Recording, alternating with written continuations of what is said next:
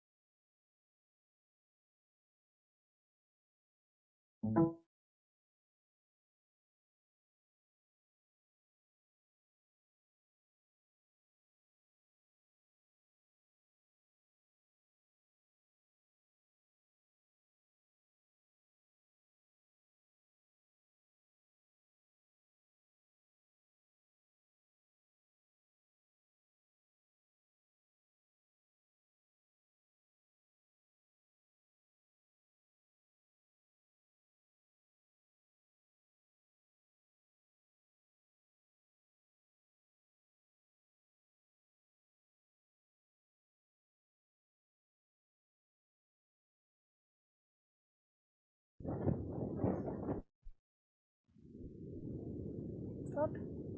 Okay. Good morning and welcome everyone. Welcome to this session on sociology.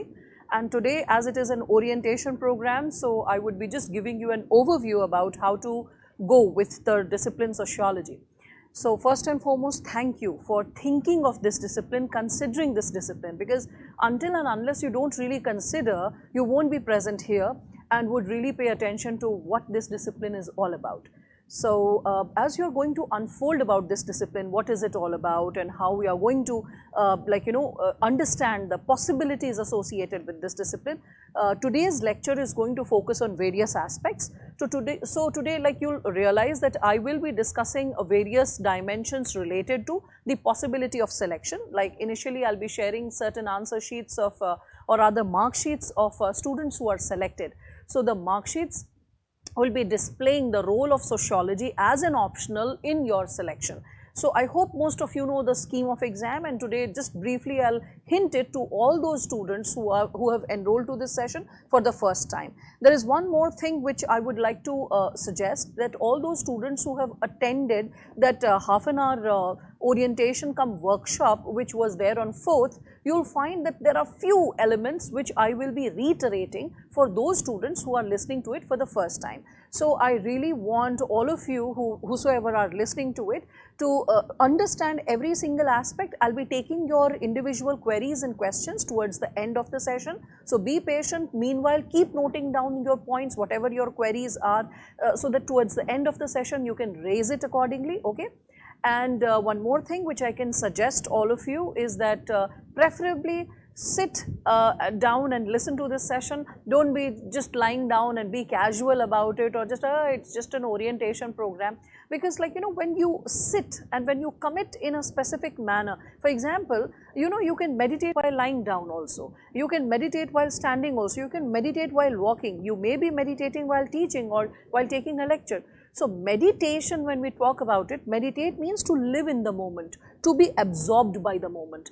And the body, the mind and the spirit, they come in alignment when we actually commit it in specific postures. That's why we see that there is an importance of the posture in terms of how we behave in specific situations. For example, in army you will see that, or in a paramilitary, or even in police, when they are undergoing a drill, there is Savdhan and Vishram.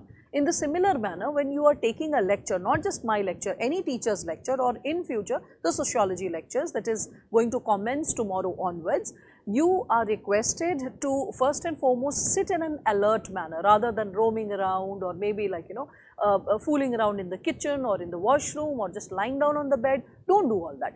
Just be committed, start feeling and exercising your responsibility and your sense of alertness as a bureaucrat from day one, means from now onwards itself, okay? So today, as I'm going to unfold the possibilities, first I'll be discussing about the dimension related to your mark sheet, that is how sociology is going to play an important role. Then I'll be discussing the syllabus and how the syllabus is going to facilitate not only your selection related to the general studies paper, how it is reflecting the general studies paper, how it is facilitating the essay, but more importantly, how this sociology syllabus is so intricately woven that one topic leads you to the another one, and how paper 1 and paper 2 are clubbed together in a way that whatever is taught in paper 1 is having a definite reflection in paper 2.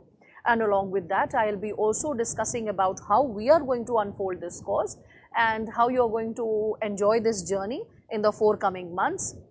I'll be discussing the schedule, like how we have designed these lectures, in how many number of hours, and more importantly, what are the days.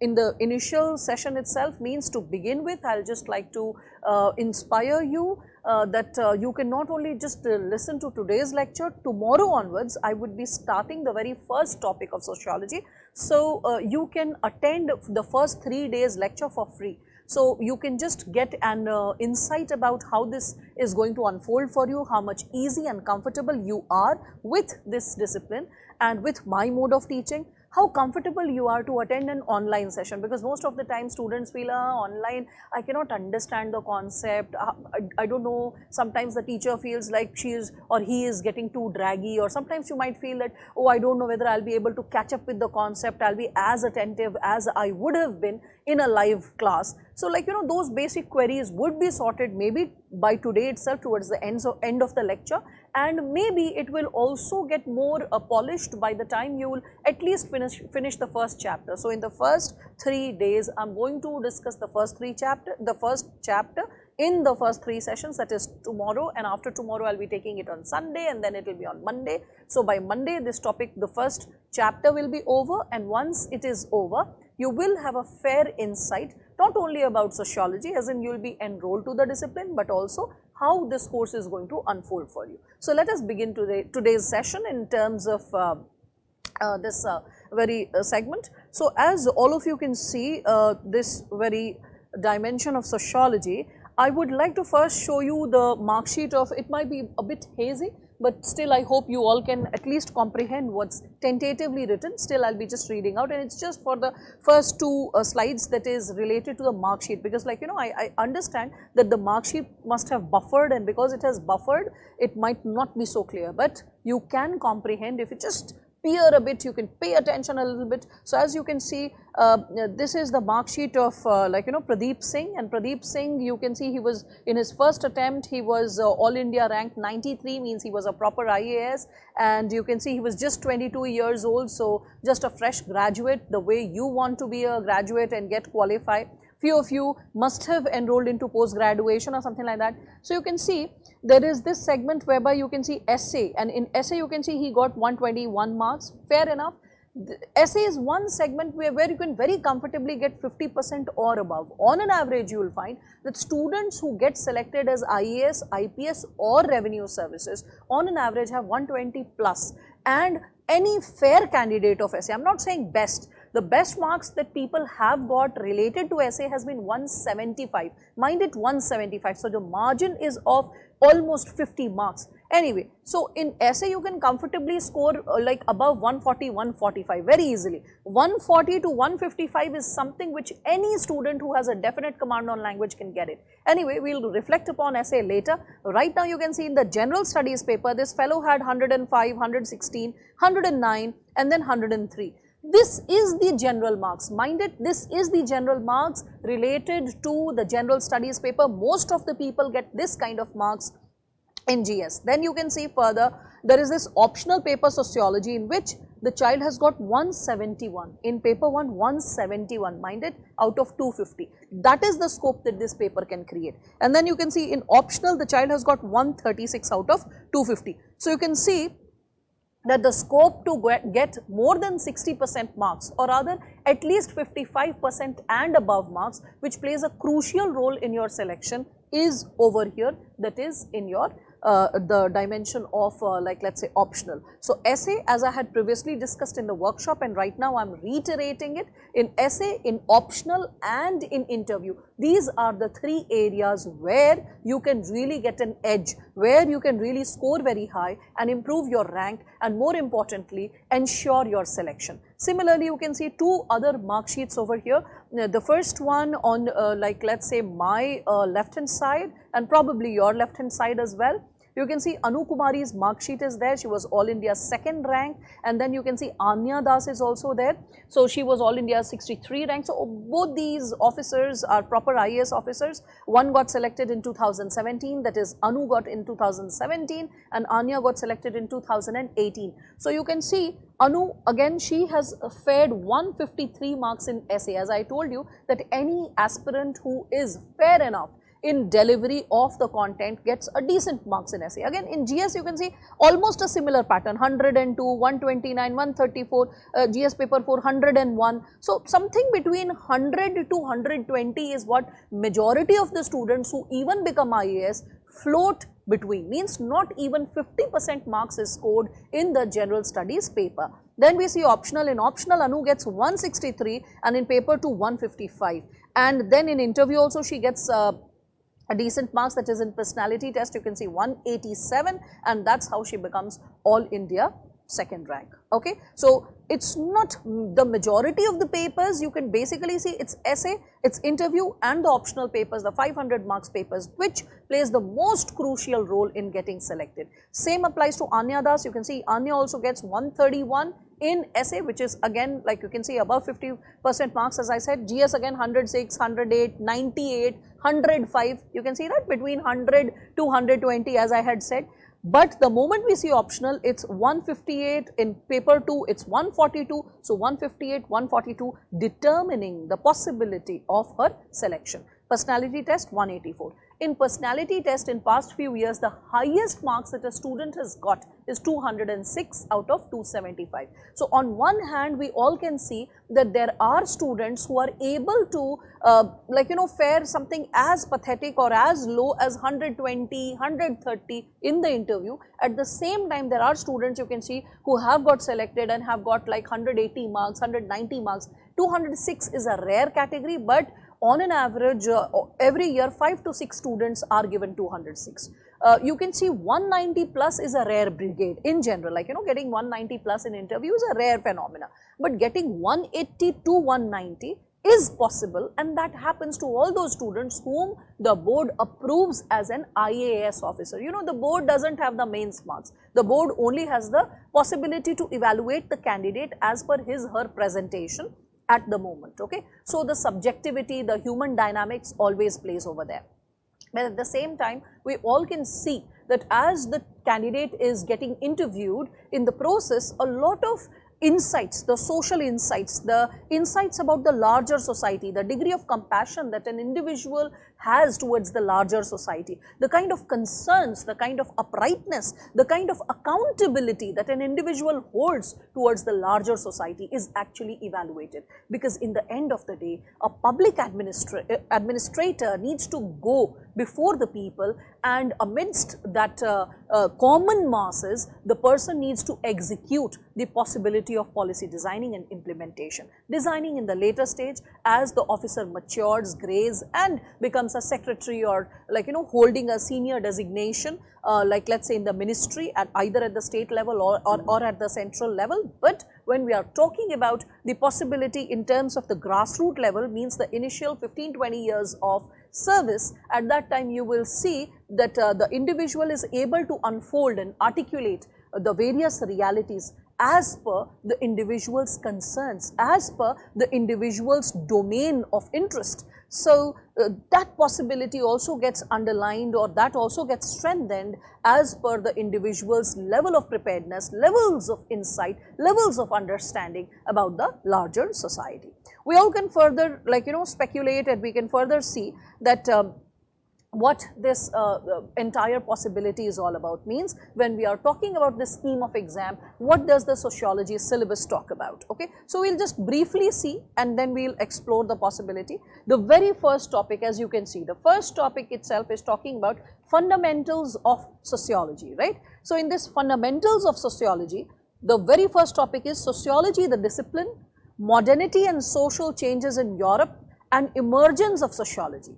Scope of the subject, comparison with other social sciences, and then the last subsegment is sociology and common sense. So as all of us can see this very first topic and we reflect it with respect to the larger game, we all can find that the very first topic, in fact not just in sociology, in most of the optionals you will see that the very first topic will basically enroll you into the possibility and relevance of why this topic got created. Okay. So the very first topic will be talking about the discipline, why this discipline emerged, you know. I'll be discussing that later also when I'll be taking the lecture, but just giving a brief hint about it. You know, when sociology was introduced, a lot of think tanks across the world, scholars across the world, they just refuted that because this is considered as youngest of all social sciences. Okay. So many thinkers said that what is the need to have a separate discipline? It's like creating unnecessarily a separate department in different universities. This is nothing but creating a department, getting like, you know, a fresh tag, a fresh acknowledgement, and that's what people are struggling for, just to get like, you know, more name and fame in the world of academics. So many thinkers refused to accept it as a separate discipline because they said that whatever sociology will be talking about, it will be, in the end of the day, it will be talking about the dimensions associated with the economic behavior of the society, the political behavior of the society, the social interaction of the society. So they said that everything that this discipline would be talking about, it is covered already in other disciplines. If you are talking about, like, let's say the background of how the society has evolved, that is taught in history. If you talk about the economic underpinnings and the, like, let's say the patterns of economic interaction, they say that we already have a discipline of economics. Or like, let's say the political interaction, we have political science and international relations. So many initial day think tanks, they refused this discipline because they said that there is no exclusiveness, there is no USP about this discipline. So the initial day thinkers who actually wanted to establish sociology as a separate discipline, they had to talk about how this discipline is distinct and different from other disciplines despite borrowing the insights, despite borrowing the various components from other disciplines. Anyway, always remember, we are talking about social sciences. Unlike chemistry or physics, whereby, like, you know, chapters can be segregated, elements can be segregated, in social sciences there is a lot of sharing of information and insight. Okay. So you will find that Karl Marx is studied by historians also, philosophers also, professors of political science also, and professors of sociology also. Anyway, Karl Marx is also considered as a huge elephant in the world of intellectuals, and it's considered that like, you know, this analogy was in fact given that as per one's insight, a person tries to interpret Marx. So someone who's holding Marx and like, let's say, leg of Marx says that, okay, this person looks like a stump of a tree, and someone who's holding the trunk is like, oh, it looks like a wriggly snake. So, like, you know, Marx, like, in totality has not been completely understood and perceived, and that's why, you know, Marx in his own lifetime, in the Berlin conference, he had said so that I am not a Marxist, I don't know who is. So basically the ism, or rather the ideology, or rather the perspective, moved ahead of the individual within his own lifetime. Okay. Anyway, now these things might be raising question, ye kya tha? What did ma'am say? It was just a bouncer, but yet it was interesting a fact, right? Something like that you must have felt, like, just in your heart and mind you were like, oh, that was something interesting, please come again, I want to revisit that fact. You must have felt like that. Yes, that's what I want to raise when I'm talking about sociology as a discipline. I want to raise your curiosity. I want you to feel, wow, this was something different, this was something distinct, I want to know more. Because an orientation is all about rousing your curiosity. I will be discussing all these dimensions with greater details when I'll be taking up this aspect in the component of sociological thinkers. You can see the fourth topic is sociological thinkers, and the very first segment which you can see is Karl Marx. Can you see that? The fourth topic itself, it's having Karl Marx, and the first dimension which is given over here is historical materialism, mode of production, alienation, class struggle, right? So before I'll be discussing the concepts given by him and how those concepts unfold and have not only touched human history, but they are also influencing us now in the present era of globalization. or in this pandemic world, and not only this pandemic affected world but also post pandemic affected world. We can think about it. When you see that Mr. Ambani has revised his property, you might be aware of it, and if not, you should have been, okay. So if you come to know that Mr. Ambani's property has escalated by like its value has got revised by almost 35%, if more. Recently I am not aware of, but just like towards the end of August I was aware that it got revised by 35%. So in this era of pandemic, when people are losing jobs, when people are practically running out of money, when everything is, their pockets are drying out, in such a situation, there is a capitalist who is able to revise his income, who is not only able to revise his income but also multiply his assets, revise his property. That raises a concern.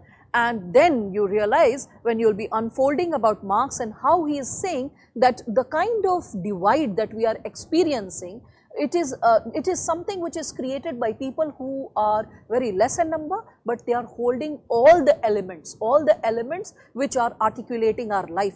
Means it is the economy which is shaping every aspect of our life, whether it is politics, whether it is media, whether it is education, whether it is religion. It is economy which is controlling all the elements, okay. So this is a very interesting and thought provoking idea again, because when you come to know about it, oh yeah, you come to know Reliance is holding various media houses, it is funding media houses, it funds political election, it funds educational institutions, it sometimes funds intellectuals, think tanks. Then you are like, okay, so it's basically an ideology getting unfolded through various segments of society, through various influential people in the society to cater to their need. Then you are like, oh, Marx spoke something deep, very deep, right? So that's something hard hitting fact. So that's what you realize when you start unfolding this discipline as an independent discipline, and when you start reading, you realize that the relevance of the discipline is not something theoretical, not something mechanical that you're reading and you're like, oh, I have to cram it, I just have to memorize it and just get selected and become an IAS officer. No, the game is not just about becoming an IAS officer. More importantly, the game is about making you a vigilant citizen. The game is about making you an aware citizen. The game is about making you a person who's committed to the larger society, to the larger humanity, and is able to understand the whys, what, how, when, which should be available, aware of it, which should a person should be updated about it, should be posted about it, should be knowing about it as the person evolves, as the person grows into a matured human being. All right.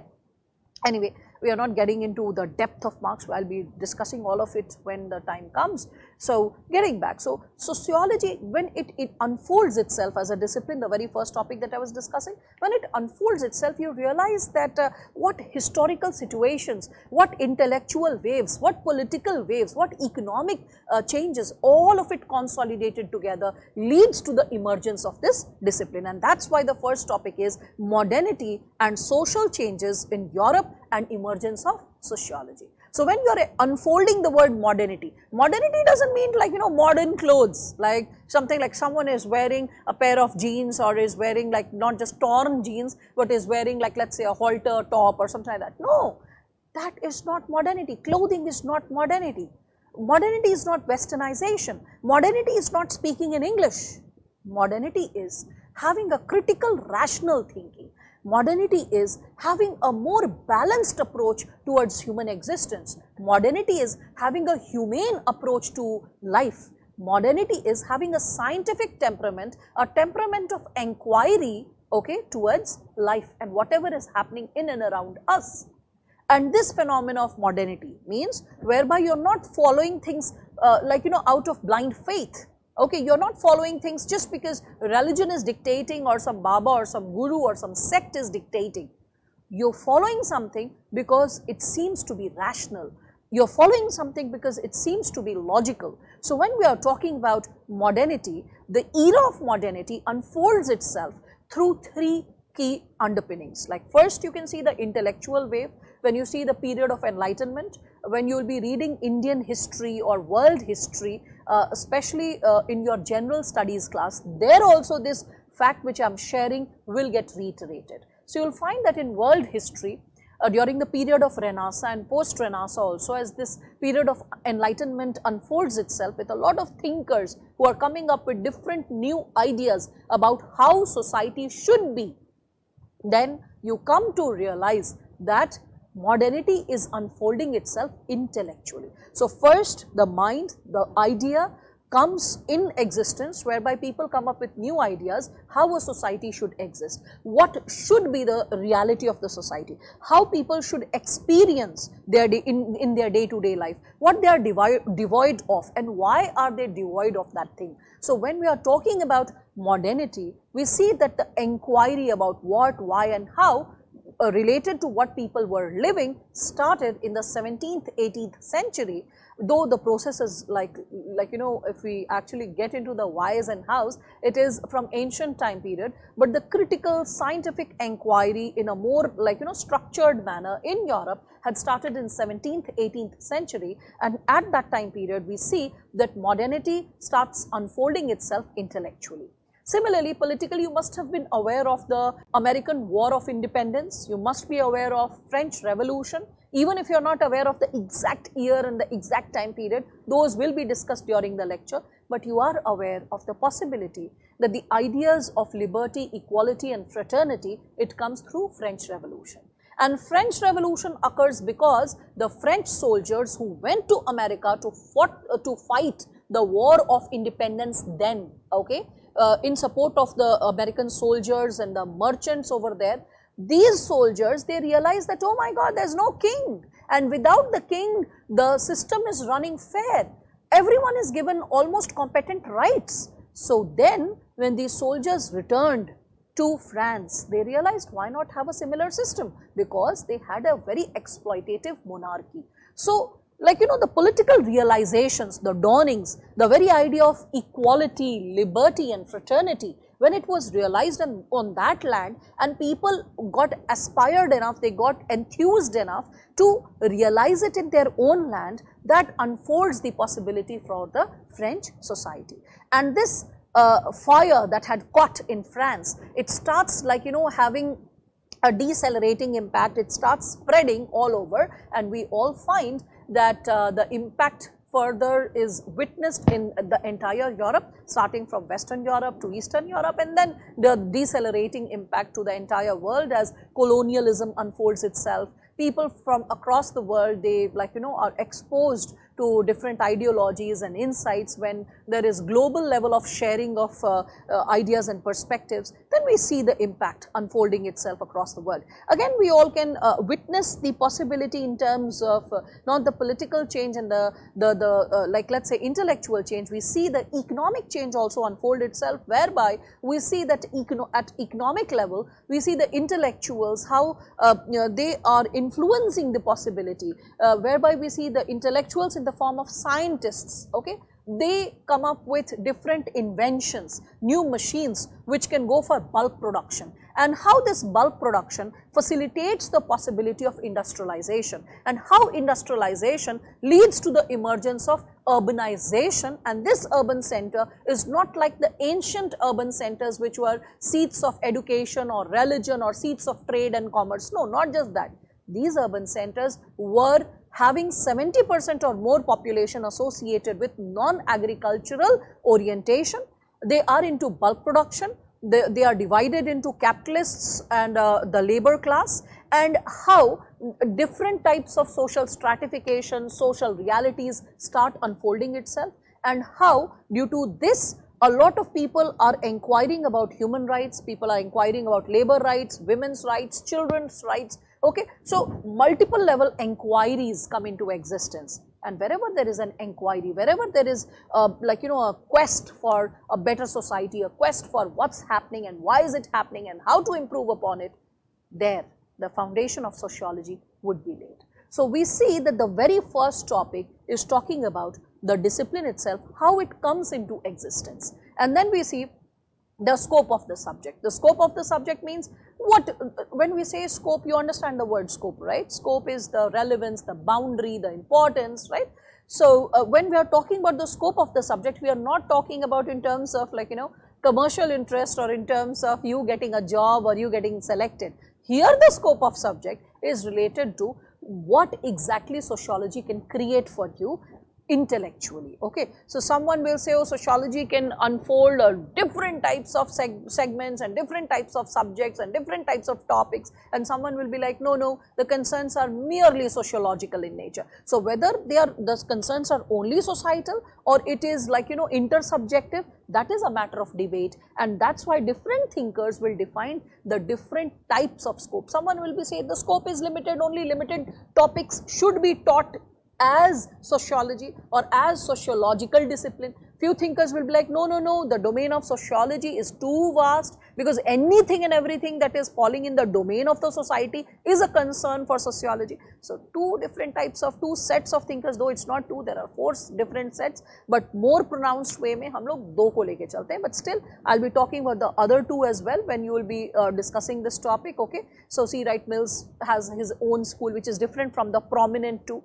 Anyway, I'm not getting into the details. So you'll realize that the scope is talking about what is going to be the content, what is going to be the relevance of the discipline, what ought to be taught and what ought not to be taught. Okay, then we can see the comparison with other social sciences. Now other social sciences, the same thing, like how is sociology borrowing its insights from history yet different from it, how sociology is borrowing its insight from anthropology yet different from it, how sociology is borrowing its insight, like let's say from philosophy and yet different from it, psychology yet different from it, political science yet different from it. Okay, so there are different disciplines with which we will see the comparison. Straight questions are asked, and trust me, the first 3 chapters, that is sociology the discipline, sociology as science, and research methods and analysis, these first 3 topics play the most crucial role. The very fun fact about the first 3 topics is, when we are talking about sociology as the discipline, sociology as science, and research methods and analysis, you realize that these 3 topics are the most scoring topics. Means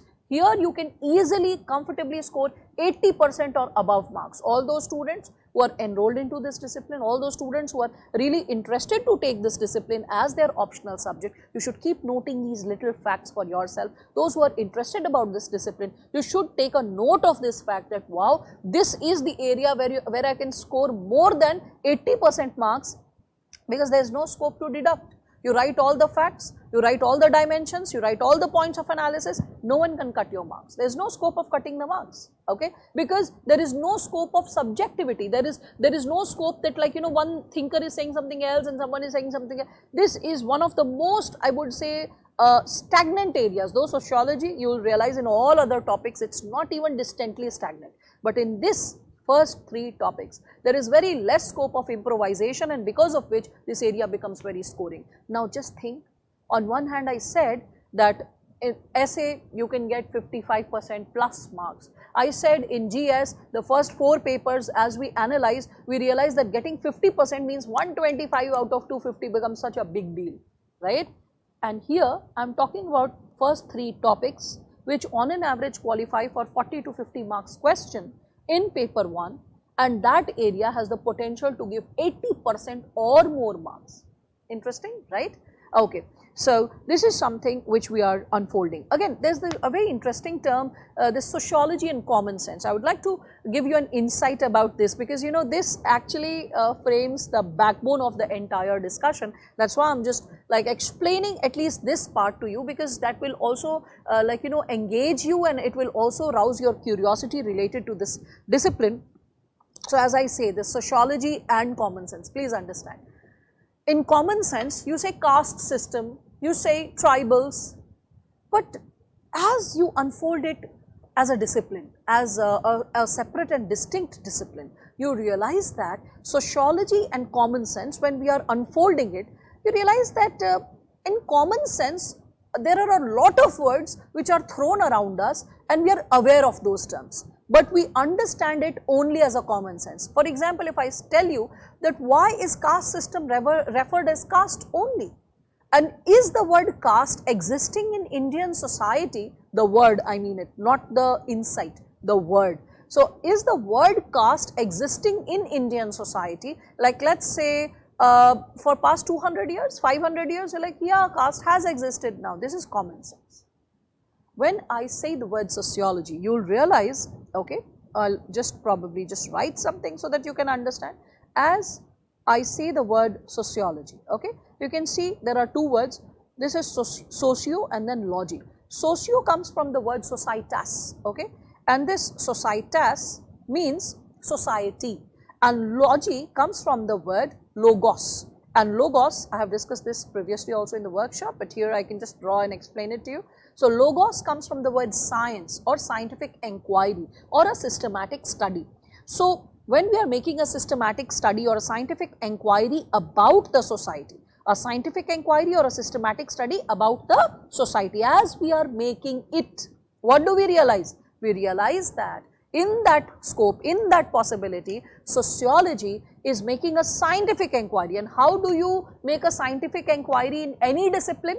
When you are getting into research, when you are getting into framing of hypothesis, when you are framing questions, when you are doing analysis of the data, where after doing analysis of the data, you are arriving at a conclusion, or rather you are arriving at a thesis. Either you are accepting and you are able to prove the thing and you are able to create a thesis, or it gets rejected and becomes common sense. So the difference between science and common sense is common sense cannot be proved, common sense cannot be verified, it's just existing in and around you, but it is a non-verifiable fact.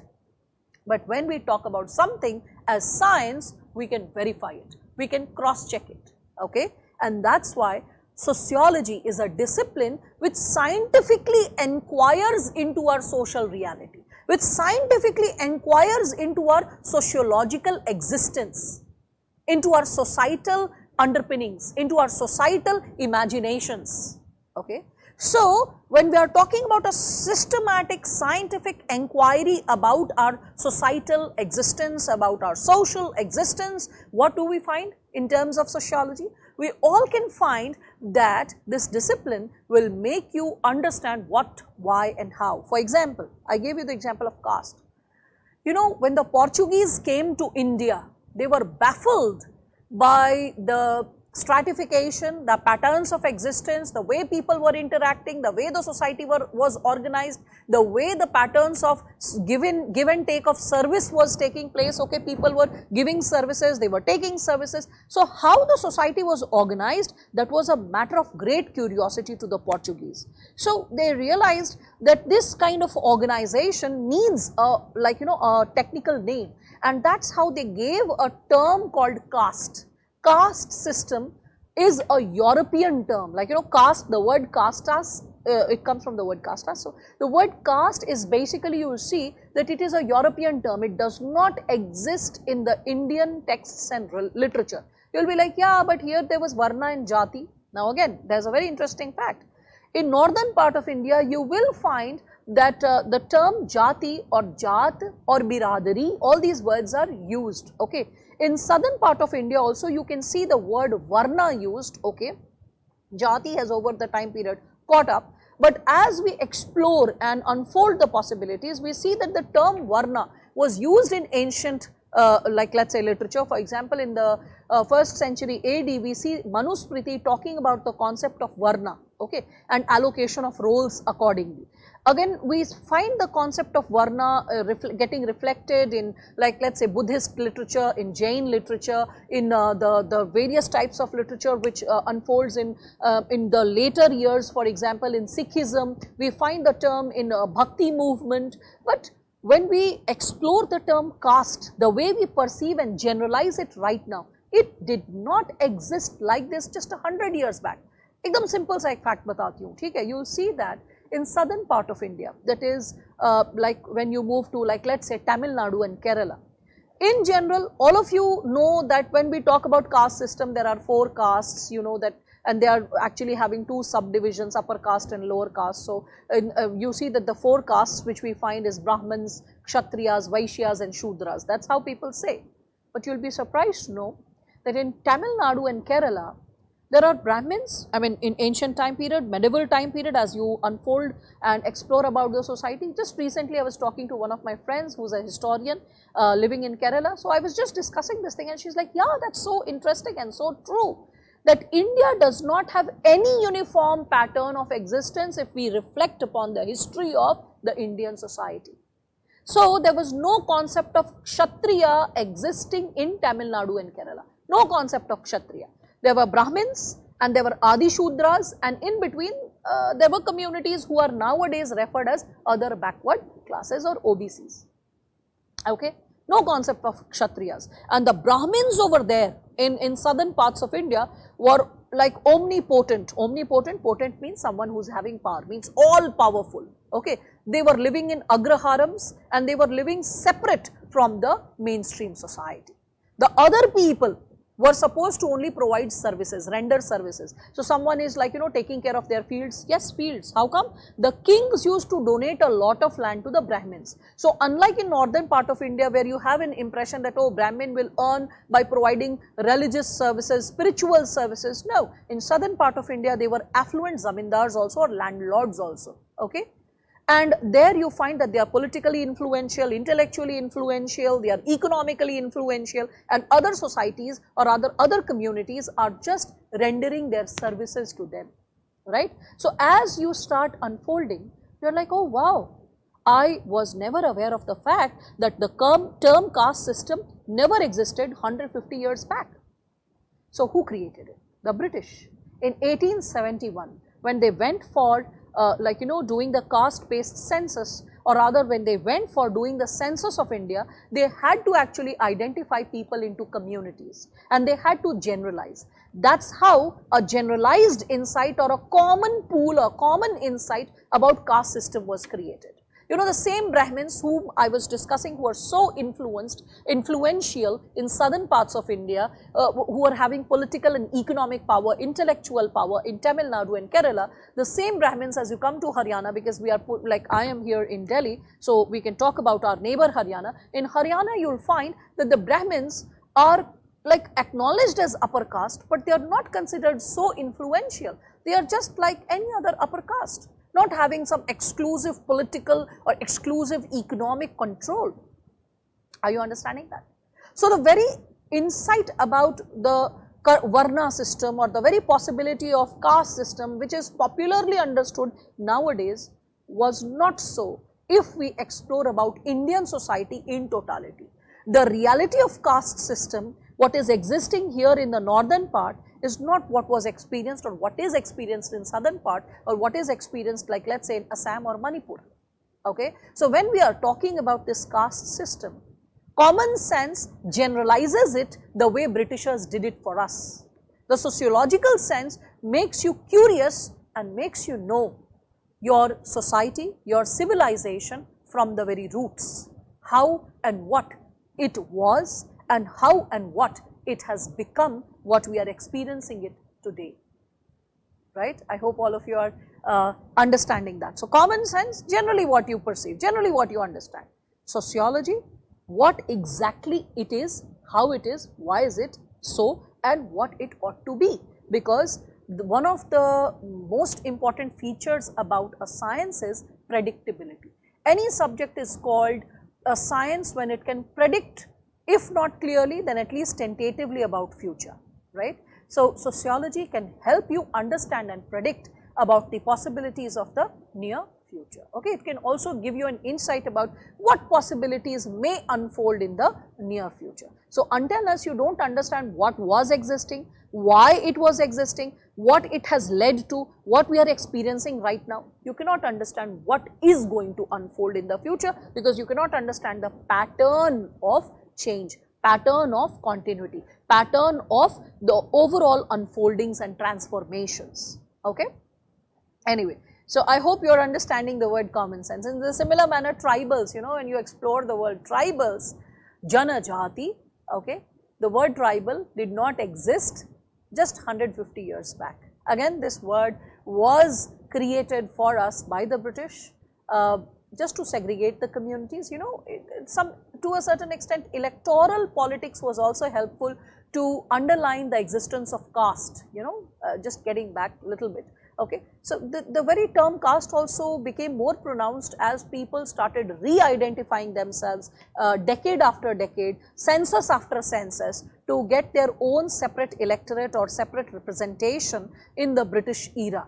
so that they are identified and distinguished. Like a lot of Adi Shudras, they contested in southern India that, oh, we are part of the upper caste, we are not a part of the Shudra community or the lower castes, and that's how they started articulating their own identity and their own possibilities. Similarly, post-independence, a lot of communities helped the anthropologists and sociologists trace back their history, and after tracing back their history, they could claim, they could contest their identity as an OBC, or they could claim and contest their identity as a scheduled caste or a scheduled tribe to get incorporated in the list and gain the benefit.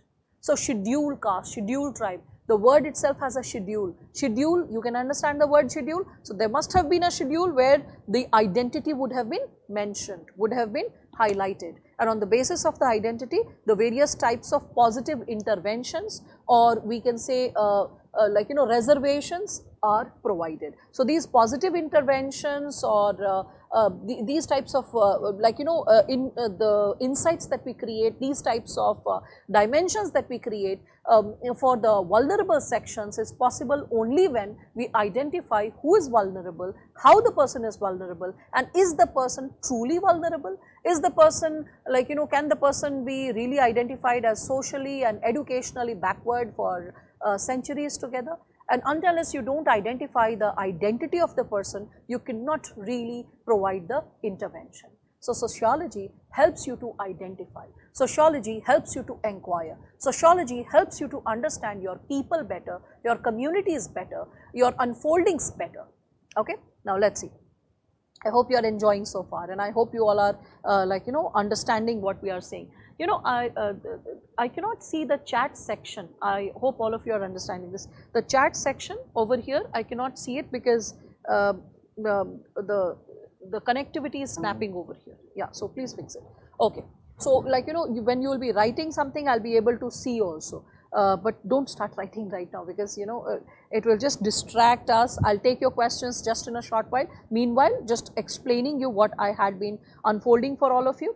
So I was discussing the syllabus. Now just to briefly give you an insight, now see how this interesting syllabus which I discussed in terms of the very first chapter, fundamentals of sociology, and I discussed just briefly how this entire chapter is unfolding for yourself and how this is getting explained. Like the moment I say that why sociology is relevant, then I'll explain how it is a science. And as I would be discussing how it is a science, I would be also explaining that how the science and how the scientific methods and the theoretical strands of research methodology is used in sociology to prove it as a scientific discipline. I hope all of you are understanding that, right? Okay. So further you all can just find out over here. Okay, now I can see your chats and all. Okay, so good morning all of you, all those who have written. Yeah, there will be complete classes, Jitesh, but again not taking the queries right now. I'll be taking the queries just in a short while. Okay, so then we all can see research methods and analysis, the third topic you can see. So when do we call a discipline a science? We call a discipline a science only when we can see the possibility that a discipline can be verified, can be contested, can be tested, can be checked, can create a theory, can create a thesis, though law cannot be created. Laws can be created only in natural science. For example, in physics, in chemistry, okay, in biology, you have studied different types of laws. But because we are talking about over here in this discipline, we are talking about human beings, and human beings cannot have, we are not talking, again, please don't get confused about laws in terms of what we have in the legal books. If you are talking about law in terms of legal books, that also differs from society to society. We have Hindu Marriage Act and we have Muslim Marriage Act. So the law related to marriage also differs from community to community. So dynamism is there. Here when I talk about law, we are talking about like Newton's law of gravitation or motion and all that stuff. Okay, Archimedes principle, all that leading to different laws. When we are seeing different laws in terms of gravitation, when we are talking about let's say the different types of scientists, okay, who have unfolded human reality in terms of natural sciences, when we see them, they have established laws which have proved to be true across time. Across times means, for example, gravitation. The Newton's law is like relevant 100 years back, it was relevant 200 years back, it is relevant today, and it shall be relevant even tomorrow, right? That's how a law comes into existence. Newton's law can be also proved in Russia, it can be proved in India, it can be proved in Europe, it can be proved in different time period. Okay, so in terms of like, you know, all these people, when all those who are writing that how much time to complete sociology and all that, those queries, I am going to take that. In fact, those who are raising such questions have not started the lecture in time, they started little late, means maybe not exact at 10:30, 10:40 whenever the session had enrolled.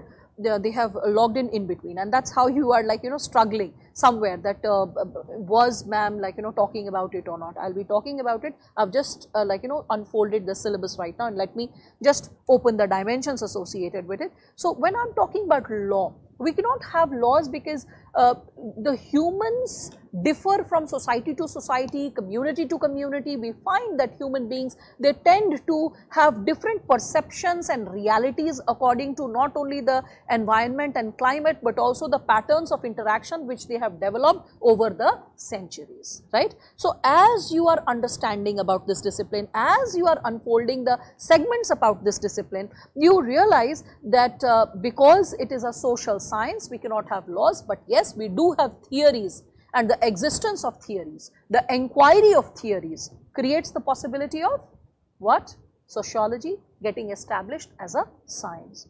And as sociology will get established as a science with various research methods and techniques, who will use those methods, who will use those techniques, or who will invent those methods and techniques? So few people will be inventing, few people will be borrowing the methods and techniques from other discipline, but who will do that? Researchers.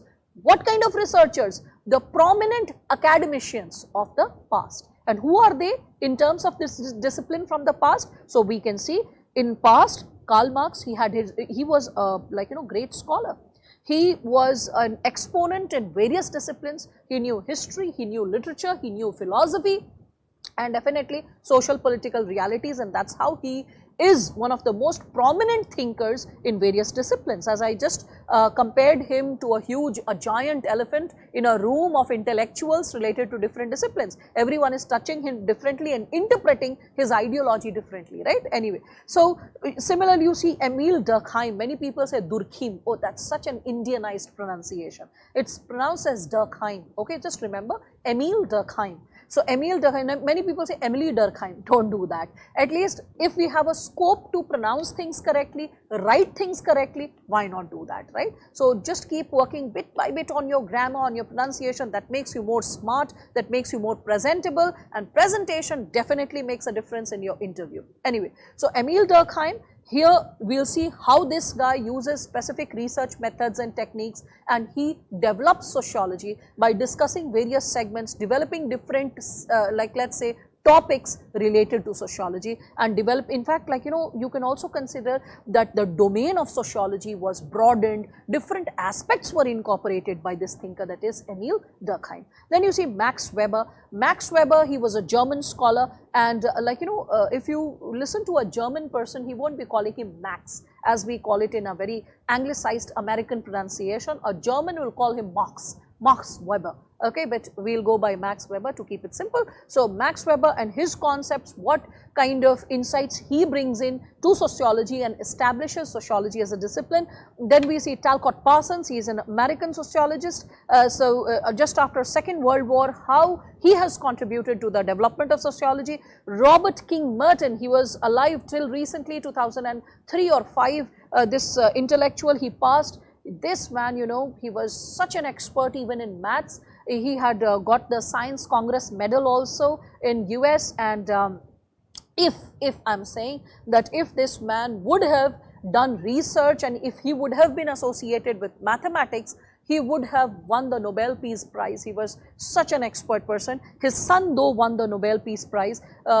Robert King Merton, he was basically a sociologist, a man from a very poor and humble background, and you know, these thinkers not only inspire you in the discipline of sociology, more importantly they inspire you as human beings. They inspire you how to become better.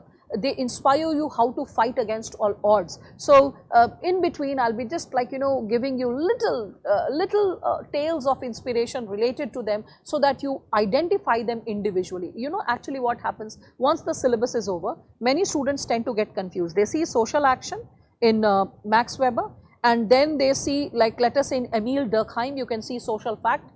And once the syllabus is over and the child has not revised, the child tends to get confused, and the child feels that, acha, so there is social action, social fact. Who gave the term social action and who gave the term social fact? And the child tends to get confused. That happens only when you are not really understanding the personality of a thinker. When you understand the personality of a thinker, you know how the person would think, how the person would conduct a research, and how the person would unfold the reality for the society, and then how the person would carve or create a specific ideology. And that is how you see that how a discipline unfolds itself through the eyes of a thinker, and that is how you don't get confused who gave which concept. Okay, so I'll make the concepts very interesting, not only by explaining those concepts, but also logically connecting which thinker gave that concept, why and how. Okay, then you can see after Merton you have Mead. Mead was the only intellectual who could not complete his PhD because of his economic strains and struggles, but he is the only intellectual, despite not completing his PhD. His research work is not only studied by sociology students, but also in the world of psychology he is considered as a very important intellectual. Now I'll just show you how that Auguste Comte, well, Kishan Srivastav, Auguste Comte, who's considered the father of sociology, he started sociology as a discipline, but he could not carry it forward. Towards the end of his life, you will see that Auguste Comte himself became very disillusioned. He got interested in religion and politics, and he left sociology in between. And that is how the then French society did not take sociology so seriously as a distinct discipline. Auguste Comte, though he started sociology because he got inspired by his guru, or his, we can say the inspiration, the intellectual inspiration behind the discipline, social physics, which was given by Saint Simon. Saint Simon के under Auguste Comte student थे. Auguste Comte was basically an assistant, or rather a secretary of Saint Simon. So the first person who talks about sociology was Saint Simon, and he talked about it as social physics. Okay. And social physics, the word, this person Auguste Comte replaced the word social physics, because Saint Simon could only talk about social physics for 2 to 3 years. He died. He started writing postulates and he started talking about it to the larger society, but Saint Simon, he died. And when he died, Auguste Comte took over that work and he started spreading, he started writing essays, he started talking about it. The intellectual world got curious, got titillated, started inquiring more about it. But over the time period, Auguste Comte's interest himself waned in the subject. That also diminished, or that also disappeared, and because of which he disposed the subject in between. And that's why the French society, the then French society, really did not appreciate the possibility of a distinct discipline called sociology. And that's why when Emile Durkheim, who himself is a French, when he started speculating about the possibility of sociology as a distinct discipline, Emile Durkheim doesn't take inspiration from Auguste Comte. He takes inspiration from Herbert Spencer, who was a British thinker. Anyway, all those students who are getting curious about this discipline, please understand that I will be talking about this in greater detail tomorrow onwards, because tomorrow onwards I'll be starting with the first chapter and all these details will be shared with you, okay, and definitely I'll be reiterating a bit of these details which I shared right now, because who knows, there will be students who would be joining from tomorrow onwards for the first time. So I'll have to take that benefit of doubt and I'll have to repeat a bit of these few lines, okay. So it will be a revision for few of you who are attending it from today itself, and for the other students who would be joining it tomorrow, they will be going ahead. Is the thinker portion difficult to study? No, not at all, Shabi, not at all. Thinkers are the most interesting part. They are like, the grandfathers. Grandfathers, they'll be nagging, bickering, but they'll give you a lot of wisdom. and they'll give you a lot of worldly insight. Similarly, the thinkers, they'll give you the insight about sociology, how it develops as a discipline. They'll be talking about how to study the society, how to observe the society in present times. Please understand, most of these thinkers, like for example Karl Marx, he had died by 1885, he was no more alive. When we talk about most of them, Max Weber or Emil Durkheim, these thinkers, they had passed by 1920, 1930s, they were not even alive. Only Robert King Merton has been like recently, he has been there till recently, means till 2005, but when we see this Talcott Parsons, again by 1970s he also wanes off. So most of these thinkers, despite being almost a century old or 50 years old or like 30 years old, because what we will be studying in terms of Robert King Merton, we'll be understanding his concepts of 70s and 80s that he gave. This man Robert King Merton, he was such a warm person. In 2002 or 3, one of my seniors wrote a 2002, sorry not 3, 2. One of my seniors wrote a letter to Robert King Merton asking about having an inquiry of something related to sociology. He was in his, if I'm not mistaken, he was in his late 80s or so, and Robert King Merton actually responded to that letter. Okay, so he was such a curious person. He was always so motivated. When you read about these thinkers, you're like, wow, what an amazing personality. And best part is, I'll be breaking these thinkers into a few segments. First, like knowing about the thinker, just a brief background so that you know him or know her right now. So know him as a person. Then what type of research methods they took to do the research. Then what are the topics that got hold of their interest, the topics in which they researched, how that topic is relevant even now, how can we see the reflection of that thinker's insights in the present society, because a thinker is relevant. That's why they are existing still in our syllabus, right? Because obsolete things, they wane out. If something is existing now, that means the thing holds some relevance. So you'll realize that it is a very interesting concept, and these thinkers, they just amaze you. They amaze you by the way they think, by the way they inspire you to understand, by the way they inspire you to look into the crises of mankind, to look into the possible solutions for this mankind. And you're so touched, you're so inspired, you're like, wow. And then you look for your own individual, insightful, innovative solutions. And that's the kind of bureaucrat that we need for future, isn't it? Okay. So, I will be talking about how you should go ahead with approaching sociology just bit by bit, okay.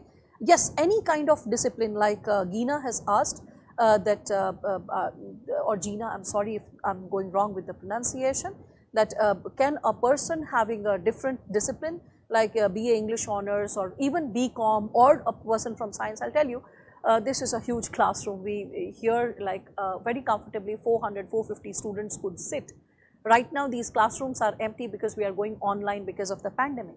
And I'll tell you, out of like the entire number of pool of students that we used to have batch by batch, year after year, on an average we used to find that 70 to 80% of the students used to be engineers. Interestingly, yes, engineers taking up sociology as a discipline, students from BCom taking up sociology, students who had history, or like let us say students who had English literature or other disciplines, they switching to sociology for UPSC exams, because it's a very scoring optional. As you could see that a lot of students are getting 300 plus marks in this optional because it's highly scoring and it's very relevant, it's reflective, it is easy to remember, and it's also associated with GS. I'll bring the GS relevance just in a short while. Just give me a few minutes and I'll just get back to it. Just giving you a brief insight and completing this insight about sociology syllabus, okay. So, bacha, the difference between caste, see the syllabus, you'll get it, okay, Rahul. So, as you can see, yes, you will get questions after every lecture, Ankit, and I'll be discussing those answers. I'll be also like giving you certain assignments time and again in the class itself, whereby you will be writing sometimes in the class, sometimes after the class. And also one more thing which you will be doing is you will be writing regular tests which will get evaluated. Okay, getting back to the discipline. You can see over here the fifth topic is stratification and mobility. Can you see that? Okay, now I'll switch the slides very quickly So just keep paying attention to the slide right now rather than getting into the inquiry. We'll handle the inquiry in a short while. So I'll just encourage you, pay attention to the slide right now. That's going to make the difference. So in this fifth topic, you can see stratification and mobility. It's talking about equality, inequality, hierarchy, exclusion. Hierarchy means something which is arranged into a ladder, okay. So hierarchy, exclusion, poverty, deprivation, then you can see theories of social stratification. So different types of theories are there and all that, okay. Can you see that? Social stratification, this is what the chapter is about. Stratification and mobility, can you move up, can you move down the ladder, or is it a rigid concept? So anyway, as you see stratification and mobility, you all can see this is paper 2. Paper 1 mein stratification and mobility, right? And in paper 2, in this paper 2, you can just see over here, paper 2, you can see the B component, social structure. Can you see the B component, social structure? And in the B component, there is A, Indian society, structure and change. A is introducing Indian society. Then after introducing Indian society, you can see B component where the cursor is running. Can you see social structure? So in social structure, you can see the second point. In I'm moving the cursor over here. Caste system. All of you can see that caste system. Caste system, perspective of caste system, Ghure, M.N. Srinivas, Louis Dumont, Andre Bete, features of caste system, untouchability, forms and perspective. Here, when we are talking about untouchability, forms and perspective, we also come to know about Gandhi, we come to know about Ambedkar. There are full questions asked by UPSC in sociology to give a comparative analysis and understanding of caste system and the concept of untouchability from Gandhian perspective as well as Ambedkar's perspective, okay.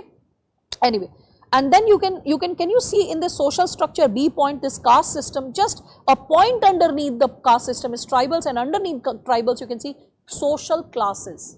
Ab dekho kya correlation. In paper 1 you have social stratification and mobility, and in paper 2 you have social classes and caste system. So paper 1 is the international aspect and the theoretical aspect, and paper 2 is the Indian aspect and the Indian reality. I hope you all are understanding this bit. Are you understanding this, right? Okay.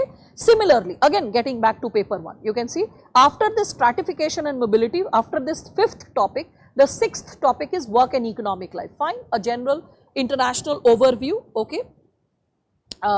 Yes, the entire syllabus is also provided through brochure. So Shriman, when you will be inquiring about this discipline, when you will be reaching out to our management, they will be providing you a soft copy of the brochure. In the brochure, you get the entire syllabus, you get the possibility of selection, you get the possibility of how and in how many lectures we are going to enroll this entire thing. I am going to discuss that scheme and plan of the lecture as well, just in a short while.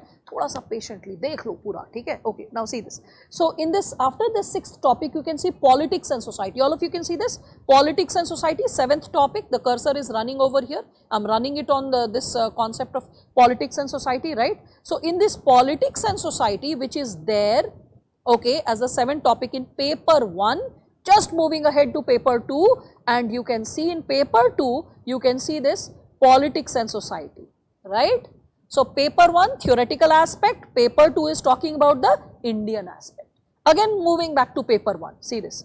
In paper 1 you can see religion and society, sociological theories of religion, right. So religion and society, so the theoretical aspect, the international aspect, religion and society, and just running ahead further. In paper 2, here see paper 2, I am running the cursor towards the second last point, just above social change on this page, you can see religion and society, religious communities in India, problem of religious minorities. Can you see the correlation? It's so interesting.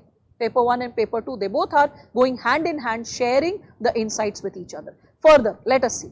After this religion and society, you can see systems of kinship. Can you see that? I am running the cursor over here, ninth topic, systems of kinship, family, household, marriage, types and forms of family, lineage, descent, patriarchy, sexual, all this, right? Okay. And in the same manner, systems of kinship, we all can see over here in paper 2, see this, topic, like in social structure, I am running the cursor over here in social structure, the fifth point, systems of kinship in India, lineage and descent in India, types of kinship in India, family and marriage in India, household dimension of family, patriarchy, entitlement, social entitlements and sexual division of labor. Can you see that? Quite interesting, right? So paper and paper 2. Then you can see last topic, social change and modernity. Okay, so social change and modernity, when we are talking about it, so social change in modern society, here we are discussing about the generalized aspects, the international aspects, so sociological theories of social change, development and dependency, agents of social change, education and social change, science, technology and social change. This is about paper 1, and the moment we move to paper 2, again you can see social change in India, visions of social change in India, idea of development and planning, mixed economy, constitution, law, social change, education and social change. Right. So, you can see paper 1 and paper 2, at least 5 topics go hand in hand, they go in sharing. So, I will be teaching them in sharing.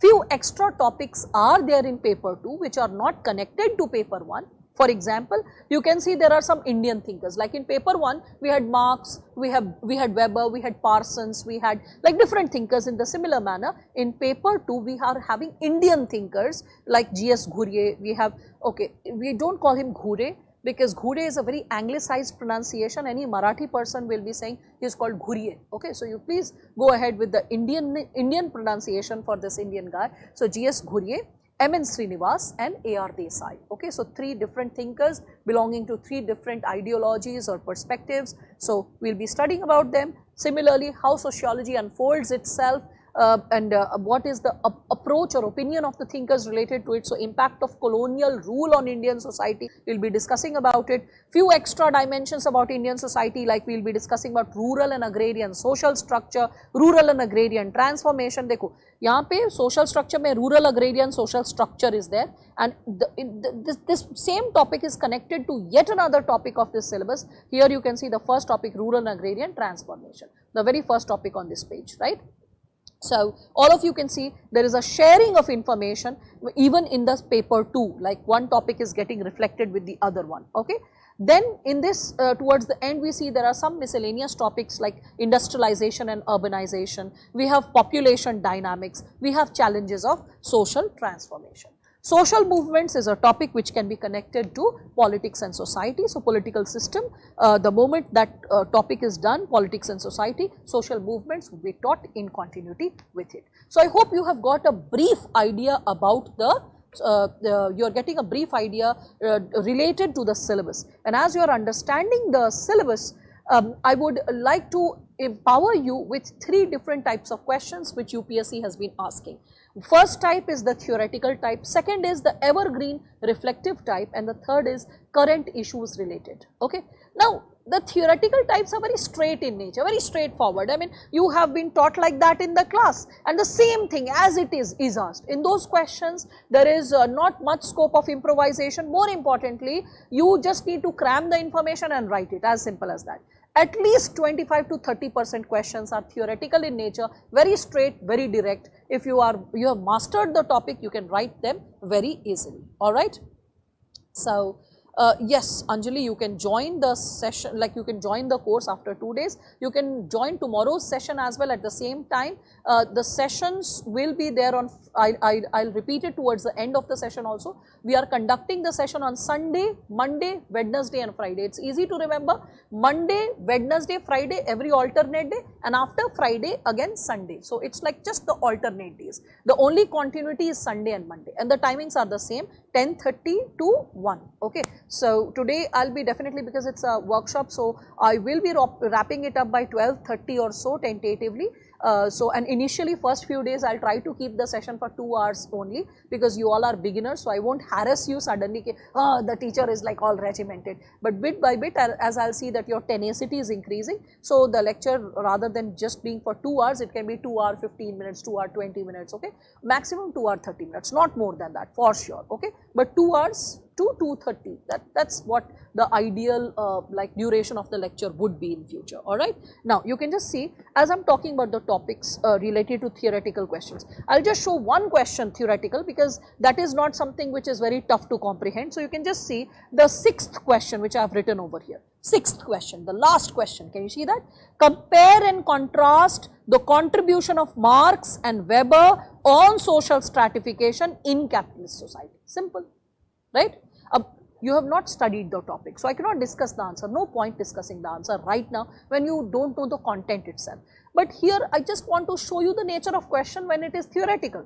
You have seen thinkers, Marx, Weber, they are there in syllabus. You will be studying about these thinkers even in the chapter of stratification. Remember social stratification and mobility, okay, in paper 1. So there you will be knowing about these thinkers. So what do you need to do about the thinkers? What is the nature of the, yeah, I am getting back to reflective type of question. Ruk jao Mac, just have a bit of patience. Baba, this fellow Mac, he is so restless. Just have some patience, I will get back to it. Now see this. So it is saying compare and contrast. So compare between Marx and Weber's opinion, that what Marx is saying, what Weber is saying. So their opinions in terms of what? Social stratification in capitalist society. Now in the world, majority of the societies are capitalist in nature. If we see China, economically it has become capitalist, politically it is still following that socialist regime, though they call it communist. But communism, when I will be teaching you the concept, you will understand it is a very ideal concept. No part of the world has experienced communism in reality. Anyway, this is a very high funda statement which I gave for a beginner student. I will be explaining all of it as we will be unfolding the lecture. Now getting back to it. So when we are talking about Marx and Weber, you can see that you need to compare them and contrast them. Compare means what are the points of similarities or what are the points where they are kind of sharing the idea. Contrast means difference, distinct. What Marx says, Weber does not agree. What Weber says, Marx is not of the same opinion. Though they have spoken about that issue at different time periods, but their opinions do not match. That is what the word contrast means. And this is what a theoretical question is all about. Okay. Then comes the second question, that is evergreen reflective question. You know what is an evergreen reflective question? That is a type of question which could have been asked 5 years back. It can be asked today or this year. It can be asked 5 years later, does not make a difference. But the answer, the dynamics of the content changes year after year. For example, I have given you the question, first question you can see it saying, discuss the issue of access and exclusion in higher education in India. This is 2019 question, just last year mains question. So the moment they are saying discuss the issues of access, means accessibility to higher education, and exclusion in higher education. Exclusion means how majority of the youth is not getting included. Exclusion, excluded. Can you understand that, right? Okay. So how majority of the youth is not getting included in the higher education. Okay.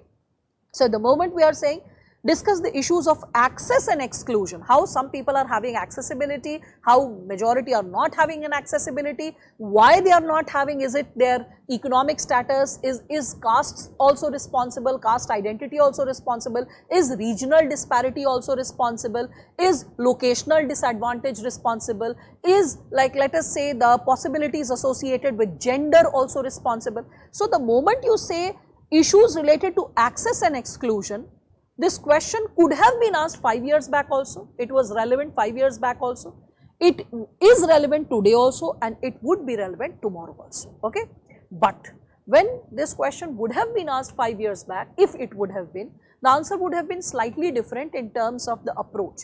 If this question would have been asked today, means in this year 2020 or 2021, then you would have written the approach which is in this new education policy, that how the new education policy is going to address the issues related to access and exclusion. If this question was asked last year, you would have been discussing about the NEP, National Education Policy draft, which was not passed. It was passed just recently, a month back, but the way this policy was like existing in the form of a draft, so you could have discussed the points of the draft. Now it would be discussed like a policy. In the future, like let us say 2 years or 3 years later, it will be discussed that despite having a policy, what are the delimitations. So though the question is evergreen, evergreen means it could have been asked any time, 10 years back, 5 years back, today, 5 years later, but it is reflective. Reflective to your contemporary situation, reflective to your contemporary existence, and thus the examples, facts and analysis varies slightly according to the time. Hence, evergreen yet reflective. So, evergreen, reflective. I hope all of you are able to understand this bit, right? Okay. So, all of you can further see over here, the similar nature is in question number 2, evergreen reflective question. It is saying, why is gender a dimension of social stratification? Ab ye question 5 saal pehle hi pooch sakta tha, isn't it? This question could have been asked 5 years back. This question can be asked 5 years later. Why is gender a dimension of social stratification? Means why do we consider gender creating hierarchy, creating someone's position to be up and someone's position to be low? How does gender intersect with other dimensions of inequality? Means gender and caste blending together and changing your possibility. So, if you are a girl and if you are a lower caste girl, what possibilities will open? If you are a girl, okay, like let us consider, and you are a tribal girl, how your possibilities will change. If you are a girl, an upper class girl, how your possibilities will change. So, the thing is gender intersect with other dimensions of inequality, and what are the other dimensions? Caste, class, race, ethnicity. So, how that changes your possibility, okay, in terms of how you are able to participate in the society, okay, not just in terms of accessibility to education or job, but in terms of participation in various affairs, whether political affairs, whether participation in various other aspects, okay. So, that is something. So, this question could have been asked 5 years back, can be asked 5 years later, but the examples, references can differ, hence evergreen yet reflective. Hope you are getting a clarity in this idea, right.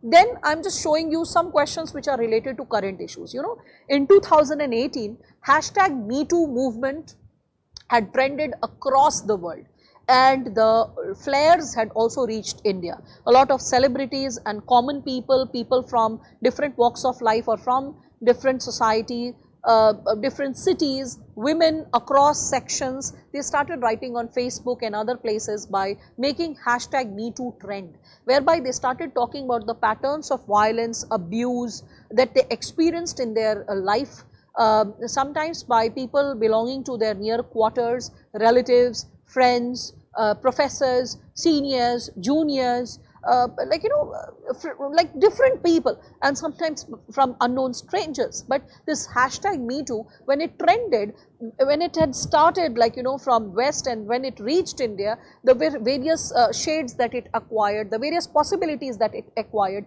that qualified as a sociology question, because sociology is a very dynamic discipline. It talks not only about the past possibilities of how this discipline came into existence or how this discipline has taken shape, but it also talks about the continuous process, how this discipline is getting redefined, how its content is getting redefined, how its concerns keep getting revised, and that is what makes this discipline highly dynamic and relevant. And that is how, more importantly, how this discipline makes it more relevant for general studies. It makes it more relevant for your possibility to get selected and get you better marks in GS. Now, let us see.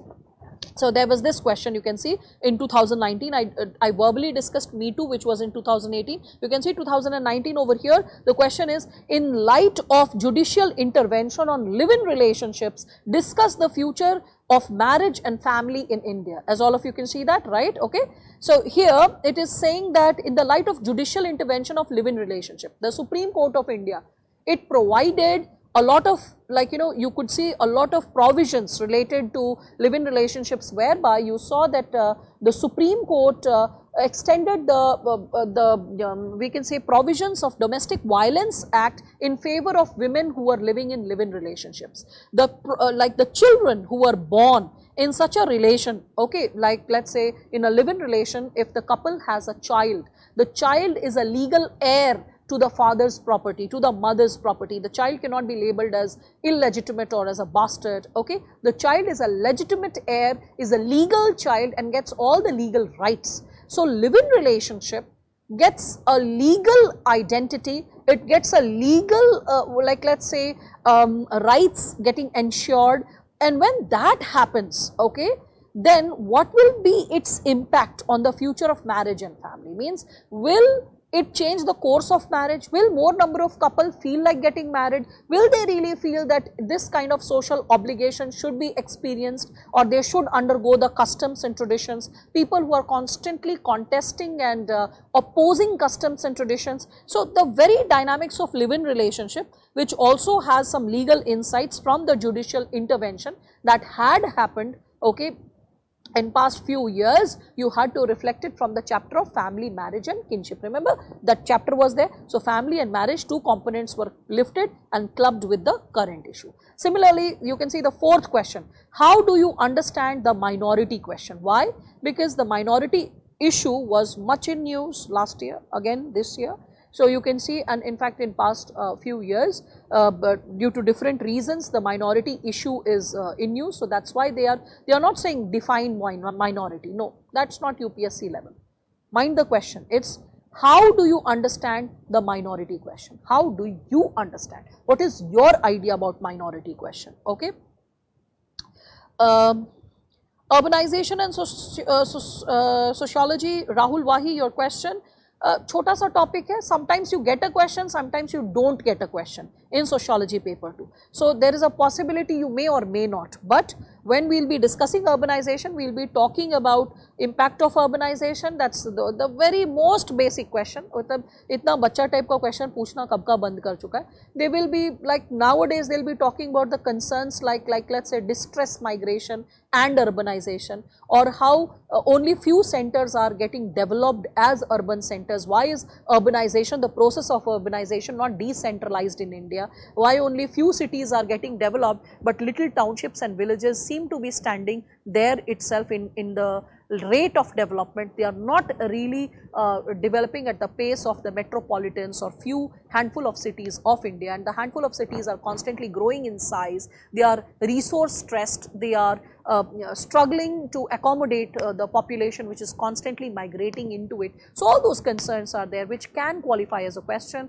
Smart cities can qualify. So this kind of question like effect of urbanization on Indian society, this is I would say a more innocent kind of a question which UPSC may not entertain because it's too simplistic for UPSC level. They will ask you more thought-provoking question, even if it is a rather theoretical question then also, or even if it is an evergreen reflective question or a current issue related question, but the question will encourage you to think, reflect and write rather than something too flat, too cut and dried and easy to cram and just note it. It will make you think. You saw in the this question of Marx and Weber on social stratification, though it's looking like a very plain and straight question, but it is still talking about compare, contrast, capitalist society. So there are references in which you need to, the domains in which you need to exercise the answer. You cannot move out of it, okay. So the questions are not so cut dried and simplistic in nature the way you thought.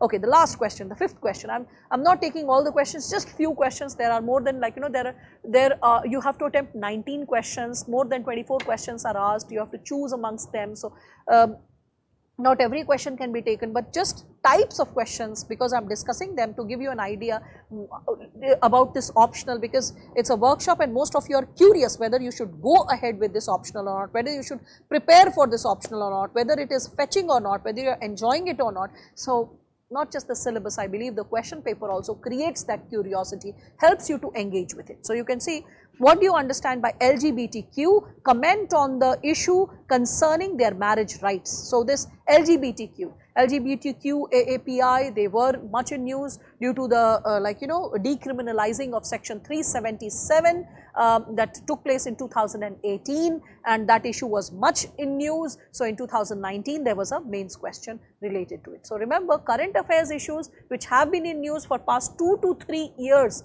can qualify as a mains question. That's why you will see that when I will be discussing the answers, I will be discussing from various segments. Now getting back to sociology with respect to GS, how it is going to help you with GS. Just see 2019 question paper. In this 2019 question paper, आप slide में नीचे मेरा नाम ले आइए वहाँ पे, like this way, so I can show the first question. Okay, so in this you can see this GS mains question paper 2019. You can see the types of questions. I just lifted few of them. To be specific, जिन लोगों को नई idea, just giving you an idea about it, okay. You can just see that as we are undergoing the dimensions, this 150 word questions are 10 markers and the 250 word questions are 15 markers. Now, first GS paper 1 is 250 marks. 250 marks में से देखो, if you are seeing, then you can see 250 marks के 4 questions हैं, right? So 4 questions, question 13, 18, 19, 20, they are 250 words means 15 marks each, so 60 marks ho gaya, right? 15 into 4, okay, 60 marks, and then 350 words question means 90. Out of 250 marks, 90 marks question can be easily responded, can be easily answered by a student of sociology optional. How? You can just connect right now because you've seen the syllabus, so you can easily connect, see what it's talking about. So you can see over here, no, Ankit, the commodities and fetishism was in syllabus, but I'll take it when I'm discussing marks, when I'm taking up thinkers, not right now. That's too exhaustive a question to be responded in a workshop. Please understand, most of the students are beginners. It's good you've seen the question paper, and it's good that you are at least having a basic orientation about the subject, but I'll be discussing it in greater detail when I'll be taking marks as an exclusive thinker. Getting back to the game. Okay, so when the question is what makes the Indian society unique in sustaining its culture? You know, we had this topic, if you remember, we had discussed about social change. So in social change chapter, remember 10th topic, last topic, social change.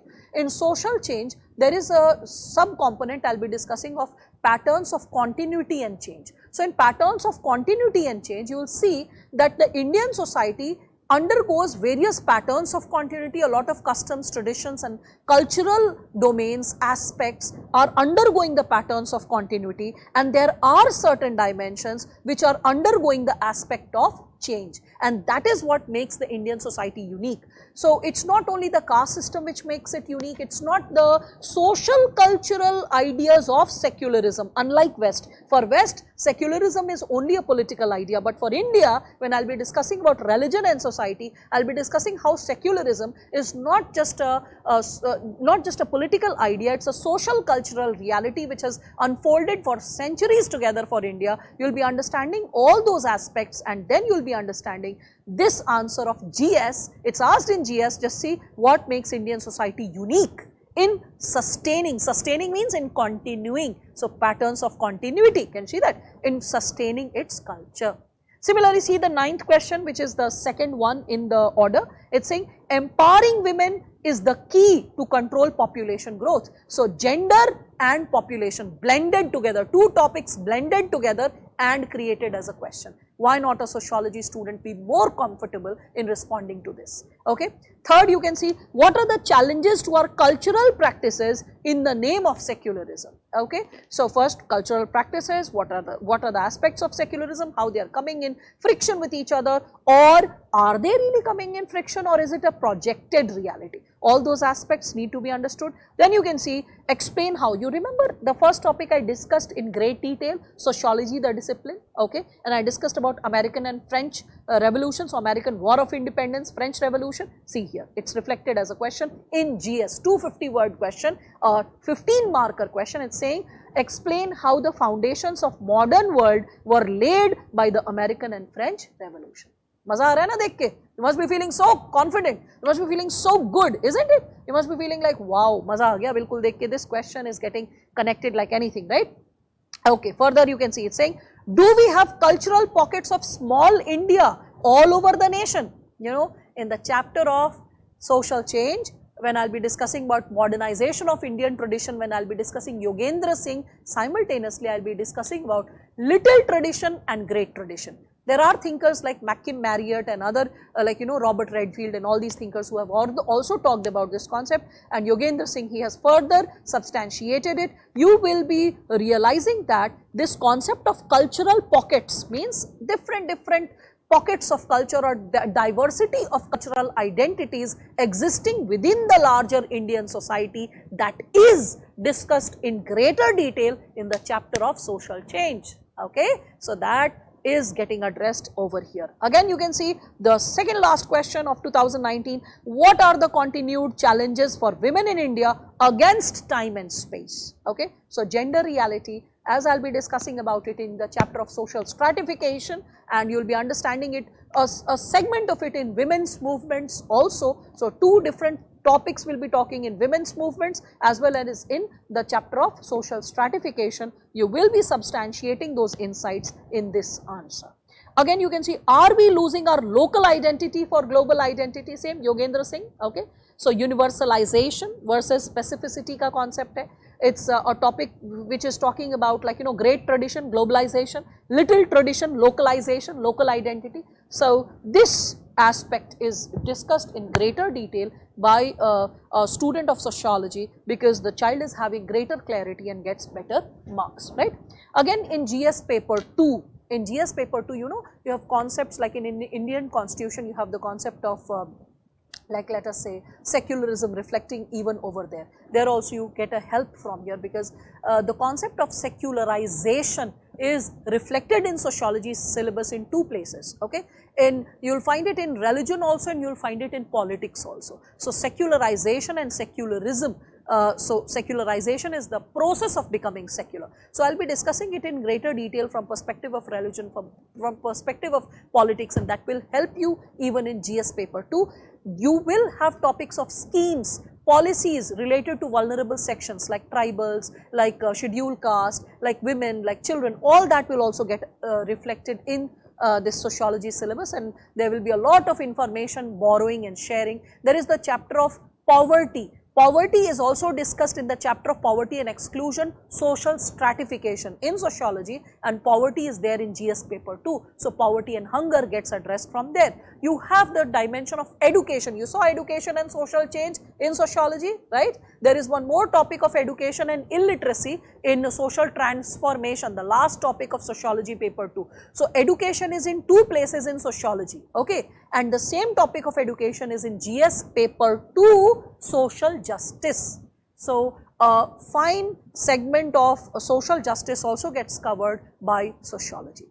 Coming to GS paper 3, you have agriculture, okay, and remember we have a topic of rural and agrarian social transformation, and as we have the topic of rural and agrarian transformation, that topic gets a fine insight. Rural and agrarian transformation, it gets a gives a fine insight about the realities of rural society, the challenges of rural society, the challenges of agrarian communities, the possibilities unfolded by them, the things which the governments have done for them through cooperatives, community development programs, the green revolution. All of this is in the syllabus of sociology, and those insights and facts will help you in GS paper 3 agriculture as well.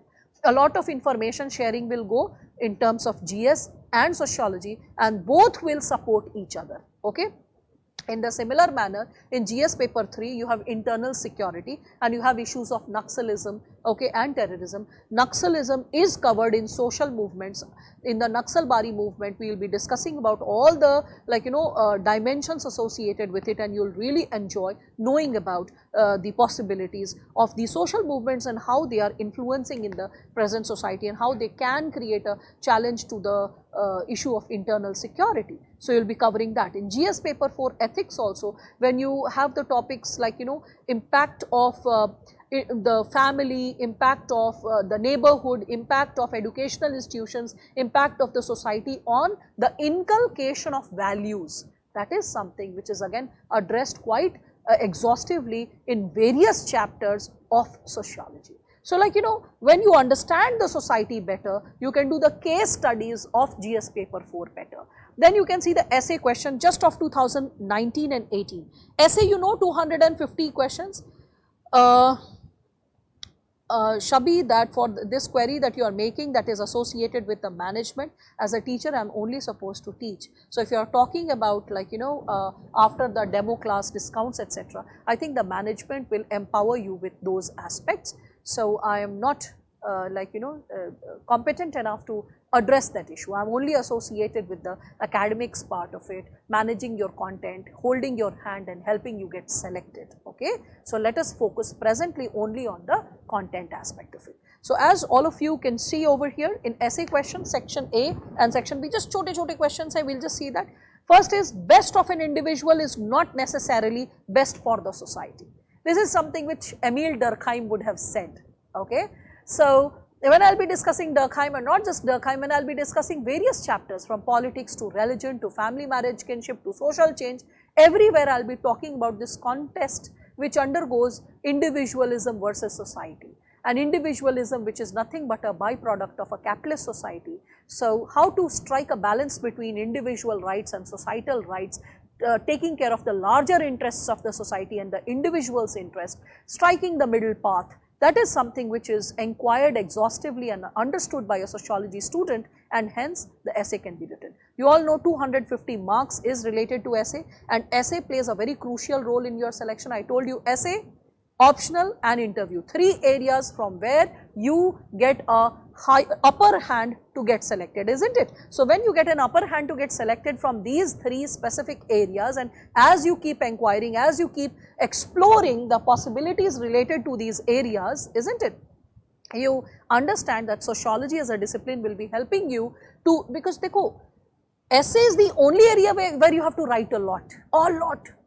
GS में कितना लिखना है? 150 words, 250 words, अभी देखा ना question. Sociology में भी यही है. Sociology, you need to write 13 questions of just 150 words and 6 questions of 300 words. So sociology is having a competent reality as that of GS. But essay, 1200 words for one essay. 1200 words, can you beat it? 1200 words for one essay. 2 essays, 1200 words each.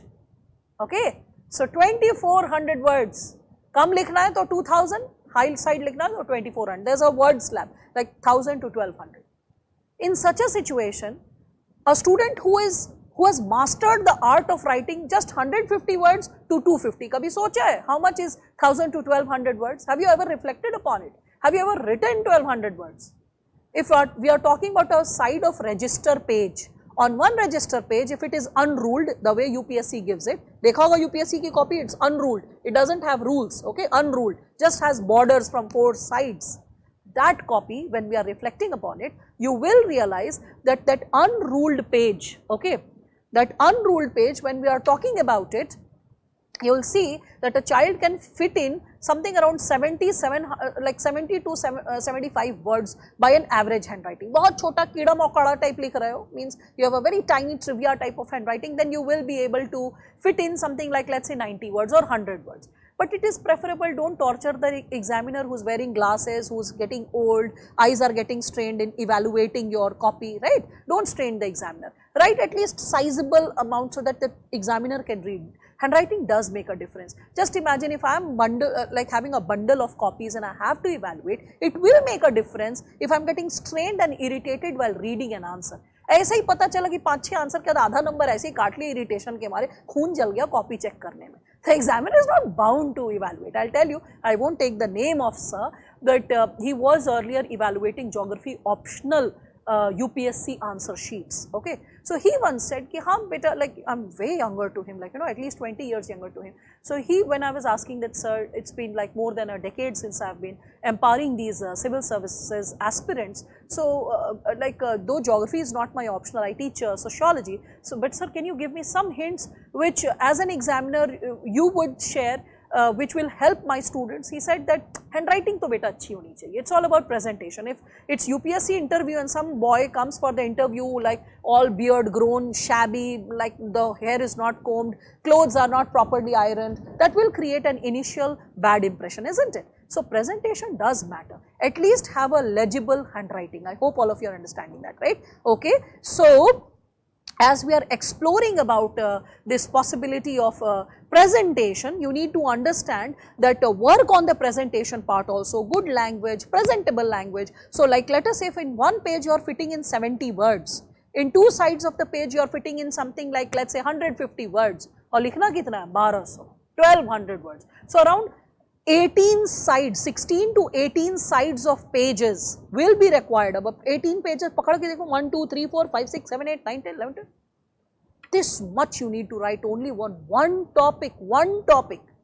Can you write it on a topic in which you have studied in a generalized fashion for GS? Definitely not. Here is the role of sociology. Students in the workshop on 4th had asked, ma'am, can we opt for anthropology? It's a very good optional, trust me. Syllabus छोटा है, अच्छा है, पढ़ने में भी उसको मजा आता है if you have an inclination to human biology. But there is a delimitation.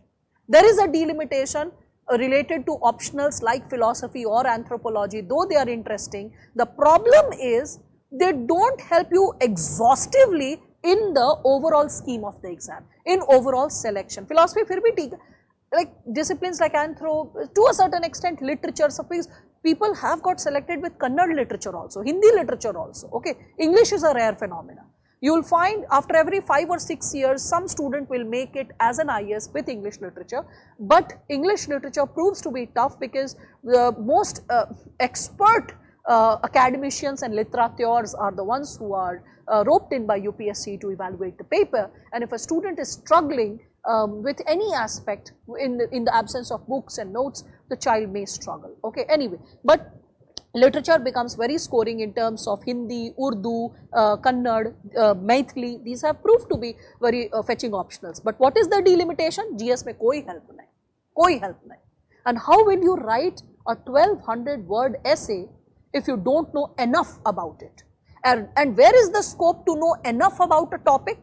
Through the optional, because the optional teacher for almost 3.5, 4 months goes on and on and on about different aspects of that topic, okay, or of various topics related to that subject, by which a wholesome, insightful, conceptual clarity is built, by which a child can not only write 1200 words, trust me, can write 4000 words if required, okay. So, you can see this, again there is this topic, remember education, health, all that is there in syllabus. You can see neglect of primary health care and education in India are reasons for its backwardness. Essay topic 2019 section B, right. So, a sociology student will have an edge, very comfortably can attempt both the topics. Again in 2018 you can see poverty anywhere is a threat to prosperity everywhere. A child who has done social stratification, social exclusion, poverty, okay, will be able to attempt this topic very comfortably. Again in section B you can see customary morality cannot be a guide to modern life. Concept of modern, what is a modern life all about? Customary morality, customs, traditions is something which you speculate in the chapter of religion, in the chapter of social change, okay. You reflect about the customs and traditions with reference to different thinkers. So, like when you are talking about rural society, urban society, when you are seeing the possibility of social change, so you know the insights related to the optional of sociology will help you not only in GS but also in the essay component, alright. Again you can see the scheme, how we are going to unfold this syllabus, this curriculum, though any student who is interested to get a soft copy of this, अगर बहुत clear नहीं दिख रहा हो, थोड़ा थोड़ा दिख रहा हो, so I'll just encourage you, you can just inquire it at the reference desk. The numbers have been provided by ALS on live in the comment section itself, and further you can reach out to our center. You can ask them for the sociology brochure. They will provide the brochure in which the syllabus is also given, and this master planner of sociology course is also given, whereby I have divided the course, and majority of the topics will be taken care of by me, like I'll be taking care of almost 90% of the topics, okay. If I feel that you are open to some diversity, I will love to introduce like other think tanks in the course who also give you some diverse perspective, give you some insightful perspective. Not just that, okay, before getting into how to incorporate diverse perspective, just quickly isko dekh lo what we are talking about. So, you can see sociology the discipline and science and research method, thinkers, stratification ke just baad caste system and social classes padha dungi. Why? Because they are going in tune with it, right, okay. So, like you know, you will see that the topics are going hand in hand, they are sharing the insight with each other. So, you will see that there is a logical corollary. For example, if I start with politics and society, paper 1 and paper 2 will be done simultaneously. If I am discussing religion and society, paper 1 and paper 2 will be discussed simultaneously. You can see this over here, see the mid of the topics, if you can somehow make out something out of it in the midst. Paper 1 and 2, politics and society, religion and society, family, marriage, kinship, social change, all these I will be dealing 1 and 2 simultaneously, so that you have a wholesome understanding, okay, so that you have a complete understanding of the topics, okay. And then towards the end, the miscellaneous topics like population, industrialization shall be taken care of, okay. So, I have given the number of lectures that shall be associated with each topic. There are 85 lectures in which I aspire to complete the syllabus. Tentative number of hours would be something around 212 hours. It can be slightly less, slightly more, okay, differing according to your pace of learning and understanding, okay. Then further you can see Yes, you have to like link it with society, Rahul, but I'll be discussing it. Your question again needs a very exhaustive reply, so that you'll understand it as I will be unfolding it chapter by chapter. So you'll realize when I'm talking about first topic, it's not only related to like the European society. You'll be also seeing that in the later half how it is getting reflected towards the Indian reality and the Indian society, when I'll be dealing with the same topic in terms of paper 2 and Indian thinkers and how sociology emerged here. So there is a lot of reflection, and sociology पढ़ रहे तो society ही पढ़ोगे ना. I mean, in sociology the subject itself talks about science of society. So just think about your question, right? Okay, getting ahead. So benefits of what an online course can provide. Many students feel ki is online course really fetching. Many students feel, will I be able to catch up with everything? Many people feel that online में शायद focus ना बने. Focus एक चीज़ से बनता है, paper उठाना, take a pen, take a writing pad and always note down whatever the teacher is discussing, because I will speak and the lecture will be gone. But whatever you write will remain as your final reality, okay? So it will be advisable, always sit with a pen and paper when the formal lecture is going on, that is tomorrow onwards, okay? Sit on a study table, sit with pen and paper, see to it you are not taking breaks, okay? You sit in one go, the way you sit in a classroom. Have that sense of self-discipline. The way we will teach will be articulated. Best part is there is minimal distraction. You know, in class what happens, one boy is staring the other boy or the other girl or nudging one person, or kuch na kuch bakwas class mein chalta rehta hai once in a while. So a teacher has to say, you pay attention, you be here. So something like that happens. That also distracts, or a child sometimes raises some silly kind of question. So that also happens. So what I mean to say is that when we are talking about the possibility of distraction, when that is like minimized, what happens is it is a greater possibility for a teacher to be more lucid, to simplify the concept, to be more focused on the content and finish the syllabus at a faster pace, a relatively faster pace. Then you can see that I'll save a lot of time from dictation, because I'll see to it whatever I have to dictate, I'm presenting it in the form of slides. Okay, so either there will be flow charts or there will be like handwritten material which you will be seeing on the screen. You can take screenshots, you can keep noting it down, and along with that every single chapter will have a handout on an average. Okay, means chapter shuru hoga uske sath handout de dungi. Handout will be a few pages, 10 to 12 pages on an average. It can be less if it is a short chapter, 5-6 pages, and if it is an exhaustive chapter, maybe 15 pages. So a handout will be for immediate reference. You are reading it, you are listening to the chapter. But along with it, many students ask that, ma'am, what books to refer? You know, there are a lot of books, an array of books. You will see a lot of students who get selected in sociology, 10 kitab ka naam likh dega, bachcha bombarded, oh my god, I have to read 10 books, fat books, this, that. I mean, like when a student says, ma'am, I am a graduation student, I want to prepare for this subject and all that, okay. In that situation, okay, what happens is that a student who tends to get into the dilemma, I always say that, okay, if you have a lot of time in hand, you are an undergrad and you have like 3 years of preparation, 4 years of preparation, start with IGNOU material or something like that. Most of you who are listening to this workshop are interested to take up immediately, are planning for this exam within a year or two, if I am not mistaken. You are either planning it for the next year or next to next year, and that this is the like a ripe time to prepare for an optional, because optional provides a very strong base even for preparation of GS. Okay, so when you are dealing with this discipline, what to start with? What I did actually for simplifying the entire work, all the reference material that I wanted. For example, if I want a child to refer to Veena Das, or I want a child to refer to, like, let's say Nadeem Hasnain, or I want a child to refer to IGNOU material, or I want a child to refer to Harlambus for a specific chapter. I have actually lifted material from those books and compiled it as a reading booklet, and those booklets shall be mailed to you right now.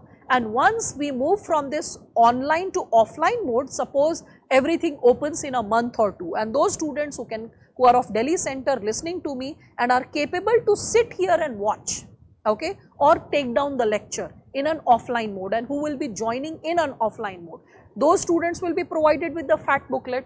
or suppose you are sitting in a regional center, you are sitting like let's say in Coimbatore or Patna or Trivandrum, or like let us say Arunachal Pradesh, wherever, Itanagar we have a center, last year I had students from there. So wherever you are sitting, if you are like once offline mode starts and you are sitting in the satellite center, satellite classroom of our ALS center, there you will be provided with the printed booklet also. But till the time the pandemic is going, considering your safety, to begin with initially, I'll give the booklet in the form of a PDF, okay. In the offline mode, the hard copy can also be provided, पर अभी risk नहीं लेना है, ठीक है. Once offline mode starts, I can think of provide, not think of, I will provide the PDF also, okay. One thing, yes. So from my side, you will get 8 books, Poonam Goyal. You are going to get 8 fat booklets at least, okay, along with the pamphlets, or rather pamphlets galat word use kar diya, along with the handouts which I shared initially. With every chapter, majority of the chapters, 90% of the chapters I would say, handouts will be given simultaneously along with the beginning of the chapter. Like tomorrow I will start the chapter and I will give you the handout of chapter 1. So you will finish the handout, you will understand what the lecture is all about, and once after few lectures, like let's say first 2 topics or first 2 chapters are completed, I'll give you the booklet, okay, the fat booklet. So you don't need to refer elsewhere. If you are still interested, I will been for every batch for past 9 years we have been doing that. We have been creating WhatsApp group, okay. So 2012 or 13 onwards, we have been creating WhatsApp group, and those groups are still functional. At least a basic hi, hello is still there, wishing each other is still there, but that's like wishing is not very frequent because we don't indulge in non-sociological conversations unnecessarily. But on an average, for every batch I have created a WhatsApp group. I also aspire to create a common Telegram group, but presently a WhatsApp group for every single batch. So your batch will also have a WhatsApp group where I will send the PDF of most relevant contemporary books, I mean it, original books like Harlambus, I'll give you a PDF, okay. Accordingly, topic by topic, chapter by chapter, whatever is relevant for reference of that chapter, a soft copy of that book or material shall be provided, not only the booklet provided by us, not only the pamphlets, or pamphlet bhul diya, okay, handout, okay. So handouts, booklets, and along with handouts and booklets, original soft copy books will also be provided, but the soft copy books will be shared in the WhatsApp group. So how to create that group? I would be creating the group by the phone numbers that will be provided by the management. So those students who would have taken the admission or would be taking the admission within a week, those will be provided to me, and accordingly the group will be created. One more thing is there, few students might be curious that who might be appearing for the prelims and took out time and aspired to watch this orientation session. If you are thinking that how about taking admission after prelims and missing 10 or 12 lectures of this month, you won't be missing it. For those students, we will provide the backup lectures, means these 12 lectures which a student would miss, we will provide an online link on our website, and the child will have the facility to watch the video for 5 times. Why 5 times? Suppose dekh raha internet snap ho gaya, dekh raha phone hi off ho gaya, something like that, okay. So if any kind of technical glitch is experienced by the student, a student can click on my lecture for at least 5 times, okay, and watch the lecture as a backup material if the child was absent or has taken an admission late due to this year prelims. If the child has taken prelims and then is taking the admission after mains, but you will have to take the admission right now, resume the lecture after your prelims, okay. So this is what we have designed, that you take the admission right now, but if you want to join the session later, you can do that also. But always remember, if I mean it, if you are not writing the prelims this year, don't miss a single lecture, don't depend on the backup. Backup to de denge, lekin backup lecture mein wo maza nahi aata hai jo live session mein. Why? Questions are there, on the spot response is there, a lot of things are getting created in the class on the spot. Backup mein kya hota hai na, when questions are getting addressed or various on the spot issues are getting addressed, in a backup lecture sometimes we lose the relevance, we cannot connect what exactly is happening. So we tend to forward the video, and there the essence is lost, because every single aspect of the lecture has a sociological importance, encourages you to reflect, think and understand the discipline more clearly and exhaustively. So you should never risk it by watching the lecture later. One more thing, it will bring in discipline. You know, I chose this time 10:30 because I feel this is the ideal time. A child can get up by 8, 8:30, like, you know, get ready, revise before the lecture the concept or the insight related to that chapter, and once the lecture starts, a child can be with the fresh heart and mind and start studying. This is the most ideal time. And then you have the entire day to reflect, to make notes, to go through the previous year question paper. So you are more focused and you are able to perform better according to me. Okay, so what I will advise you people is that never ever go for a backup lecture until and unless it becomes an indelible necessity or you are stuck up in a given situation. Alright, again you can, so you can see the other benefits of online lecture other than saving yourself from dictation, which I have written. You have more time for question and answer, for brainstorming. So you people, like, you know, I can give you a question and you can just post it in the WhatsApp group and we all can go through the insights. Okay, Bacha, I cannot, Himanshu, I cannot help you with the fee related queries for that management, not the teacher. I am only for helping you with the content, okay, helping you with how to go about with the preparation and helping you to get selected with this optional. Management related queries with the management, okay. Now getting back again, so time bound completion of the syllabus, every day doubt clearing session will be there every single day. Abhi to feel hi ho raha hoga workshop mein, constantly I am taking your doubts simultaneously. If they are shorter in nature, I am constantly responding. So this is how you will experience in the lecture. You won't feel that you are, because you are on an online mode, your questions are getting ignored or you are not given due guidance. Let me tell you, ye to kuch nahi hai, abhi to online mode aise dikh raha hai na. Prior to this also, when we had satellite center students, like live center, we had students over here, but at the same time from different regional centers also we had students, and students from Shimla, students from Itanagar, students from Guwahati, students from Trivandrum, Bangalore, like different cities. And you know, all these students, I'm like so proud of all of them. All these students used to reach out even personally or just ask for time that, ma'am, when are you free? I need to ask few questions related to my preparation or this and that. And to whatsoever extent I could support them or I could reach out to them or listen to them, I used to stand for them and help them with their individual queries as well. So it's not that just because you're not like, you know, physically present in a classroom, you will be missing in the classroom feel, or you will miss in the terms of guidance, or you will not get that personal attention. That is always there, okay. At least I can ensure it on my part. I'll always stand for you, not only till the time the course is going on, even after the course is over, till the time you are running the loop, you are running this race, till the time you are running for your exam, and you are stuck in any aspect of sociology or the areas of my concern related to general studies or essay, I shall stand for you, okay.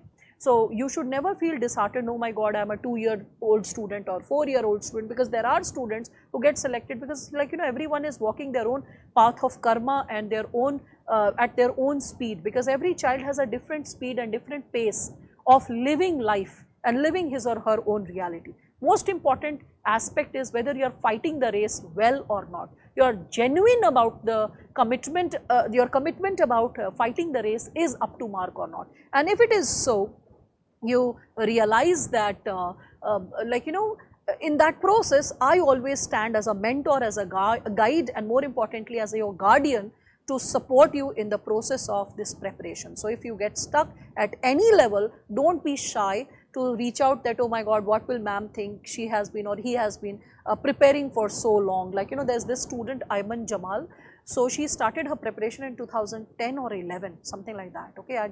I'd started teaching by then, and this child, she got selected last year, 2019. She became an IPS officer, and she had the highest marks in interview, 206. I knew her personally, and she was a very beautiful human being with her own struggles and personal dilemmas, but it was very enamoring to see that she got selected. So 2010 she started, 19. So remember, everyone is having a different race. We have Pradeep Singh getting selected at the age of 22, first attempt, all India rank, like, you know, under 100. So that also happens. And Anu Kumari, 2 years of preparation, getting all India second rank. And at the same time we have examples of Ayman Jamal's also. So there are different students having their own individual realities. All you need is some mental stamina, conviction and commitment for selection. So, and at any pace, at any stage, you shall find me as your teacher, as your mentor and as your guide. Okay. So last but not the least, just the final things which I have already reiterated most of it. So WhatsApp group is there, it will be means getting created for the batch. Telegram group will also get created for you. I would be creating, and I'll be in fact roping in all the batches, the previous batches, and I'll be like helping you all interact with each other. So it will be for not only the present batch but also for the future batches. And the reference materials, I'm going to provide regular handouts and supplementary booklets. Along with that, I'm also going to help you to develop a technique how to blend the contemporary articles from EPW. EPW is Economic and Political Weekly, and along with that, like you will be provided with Yojana and Kurukshetra, the magazines, which articles are important. I'll keep referring, read that one, connect with this one, and the leading newspapers or news dailies, even you can share, like because sociology is a process of sharing. So if suppose you come across an article and you feel it has a sociological importance, you can share it in the group and you can raise a question that, ma'am, this article seemed to be relevant. Can you help us understand what kind of questions can be created from this article? So I can create those questions in the group. So it will be a fun program whereby we all are in the process of give and take, and we all are supporting each other, learning from each other, because learning is always a two-way process. I would be learning from you in terms of not only getting some interesting questions and some new insights, or maybe innovative ideas, but also maybe some like out of the box sociological perspectives and inquiries, right? So we all will be creating this discipline together. And along with that, if I come across some interesting lectures, for example, Professor Surinder Singh Jodhka, I was just listening to him recently, and I was so inspired. I was like, wow, okay, I'll be sharing it with my previous groups. So I'll be posting it like today in the evening, or maybe by tomorrow, to other groups. Similarly, when I would be teaching, suppose I'm teaching you tribals, and I come across the lecture of Professor Virginius Khaka, under whom Khaka committee was also created in 2015. So I can share his lecture, that directly I listen from the horse's mouth. Or like Yogendra Singh, Professor Yogendra Singh, an ex-professor of JNU, so he gave the concept of modernization of Indian tradition. So not only studying the chapter from me, but Dr. Yogendra Singh's lecture, which is there, I will be sharing that also with you, so that you directly listen what his idea is about the topic which he has created and which was lifted by UPSC. So why only listen to me? Why not to listen to an array of think tanks and scholars who can inspire you? Okay, so I'll be creating that possibility also. All that is required is you having a curious heart, a focused mind, and capability to work regularly and meticulously. Because remember, this race is not won by people who are sprinters or 100-meter runners. You need to have the stamina of a marathon runner, because this process is exhaustive, time taking. You need to have a specific pace of preparation, and that's how you clear this exam. Along with that, I will be like on and off encouraging you to write answers even in the class, give you questions towards the end of the chapters, which you will be writing, and I'll be sharing the model answers in the next class, or sometimes in the same class, depending on the timing that we have left in the lecture. And along with the answer writing practice, once a sizable number of chapters are completed, we will be also conducting tests which will get evaluated. So all these aspects shall be covered, okay.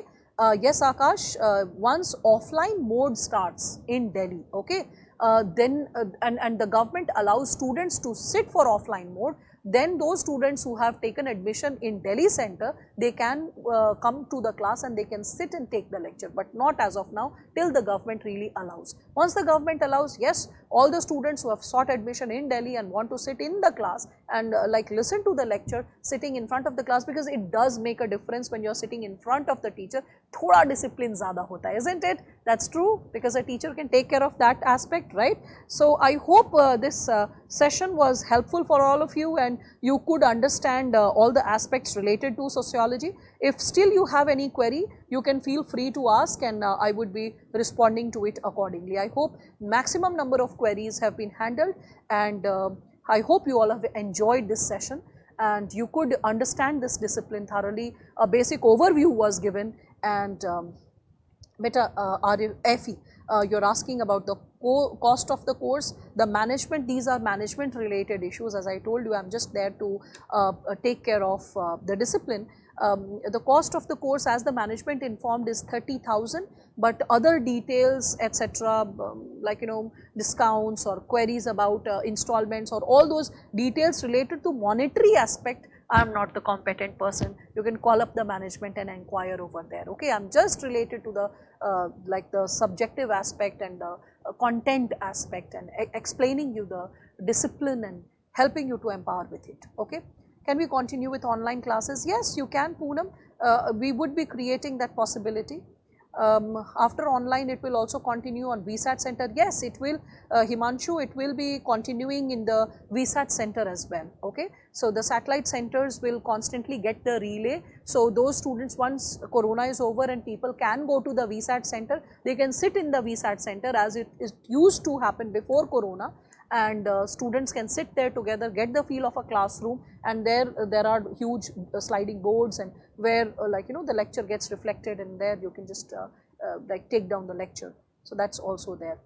Plan to study the schedule for GS, optional and current affairs. Okay, see, current affairs, Raghav, I will be taking care of the sociological concerns and the social concerns.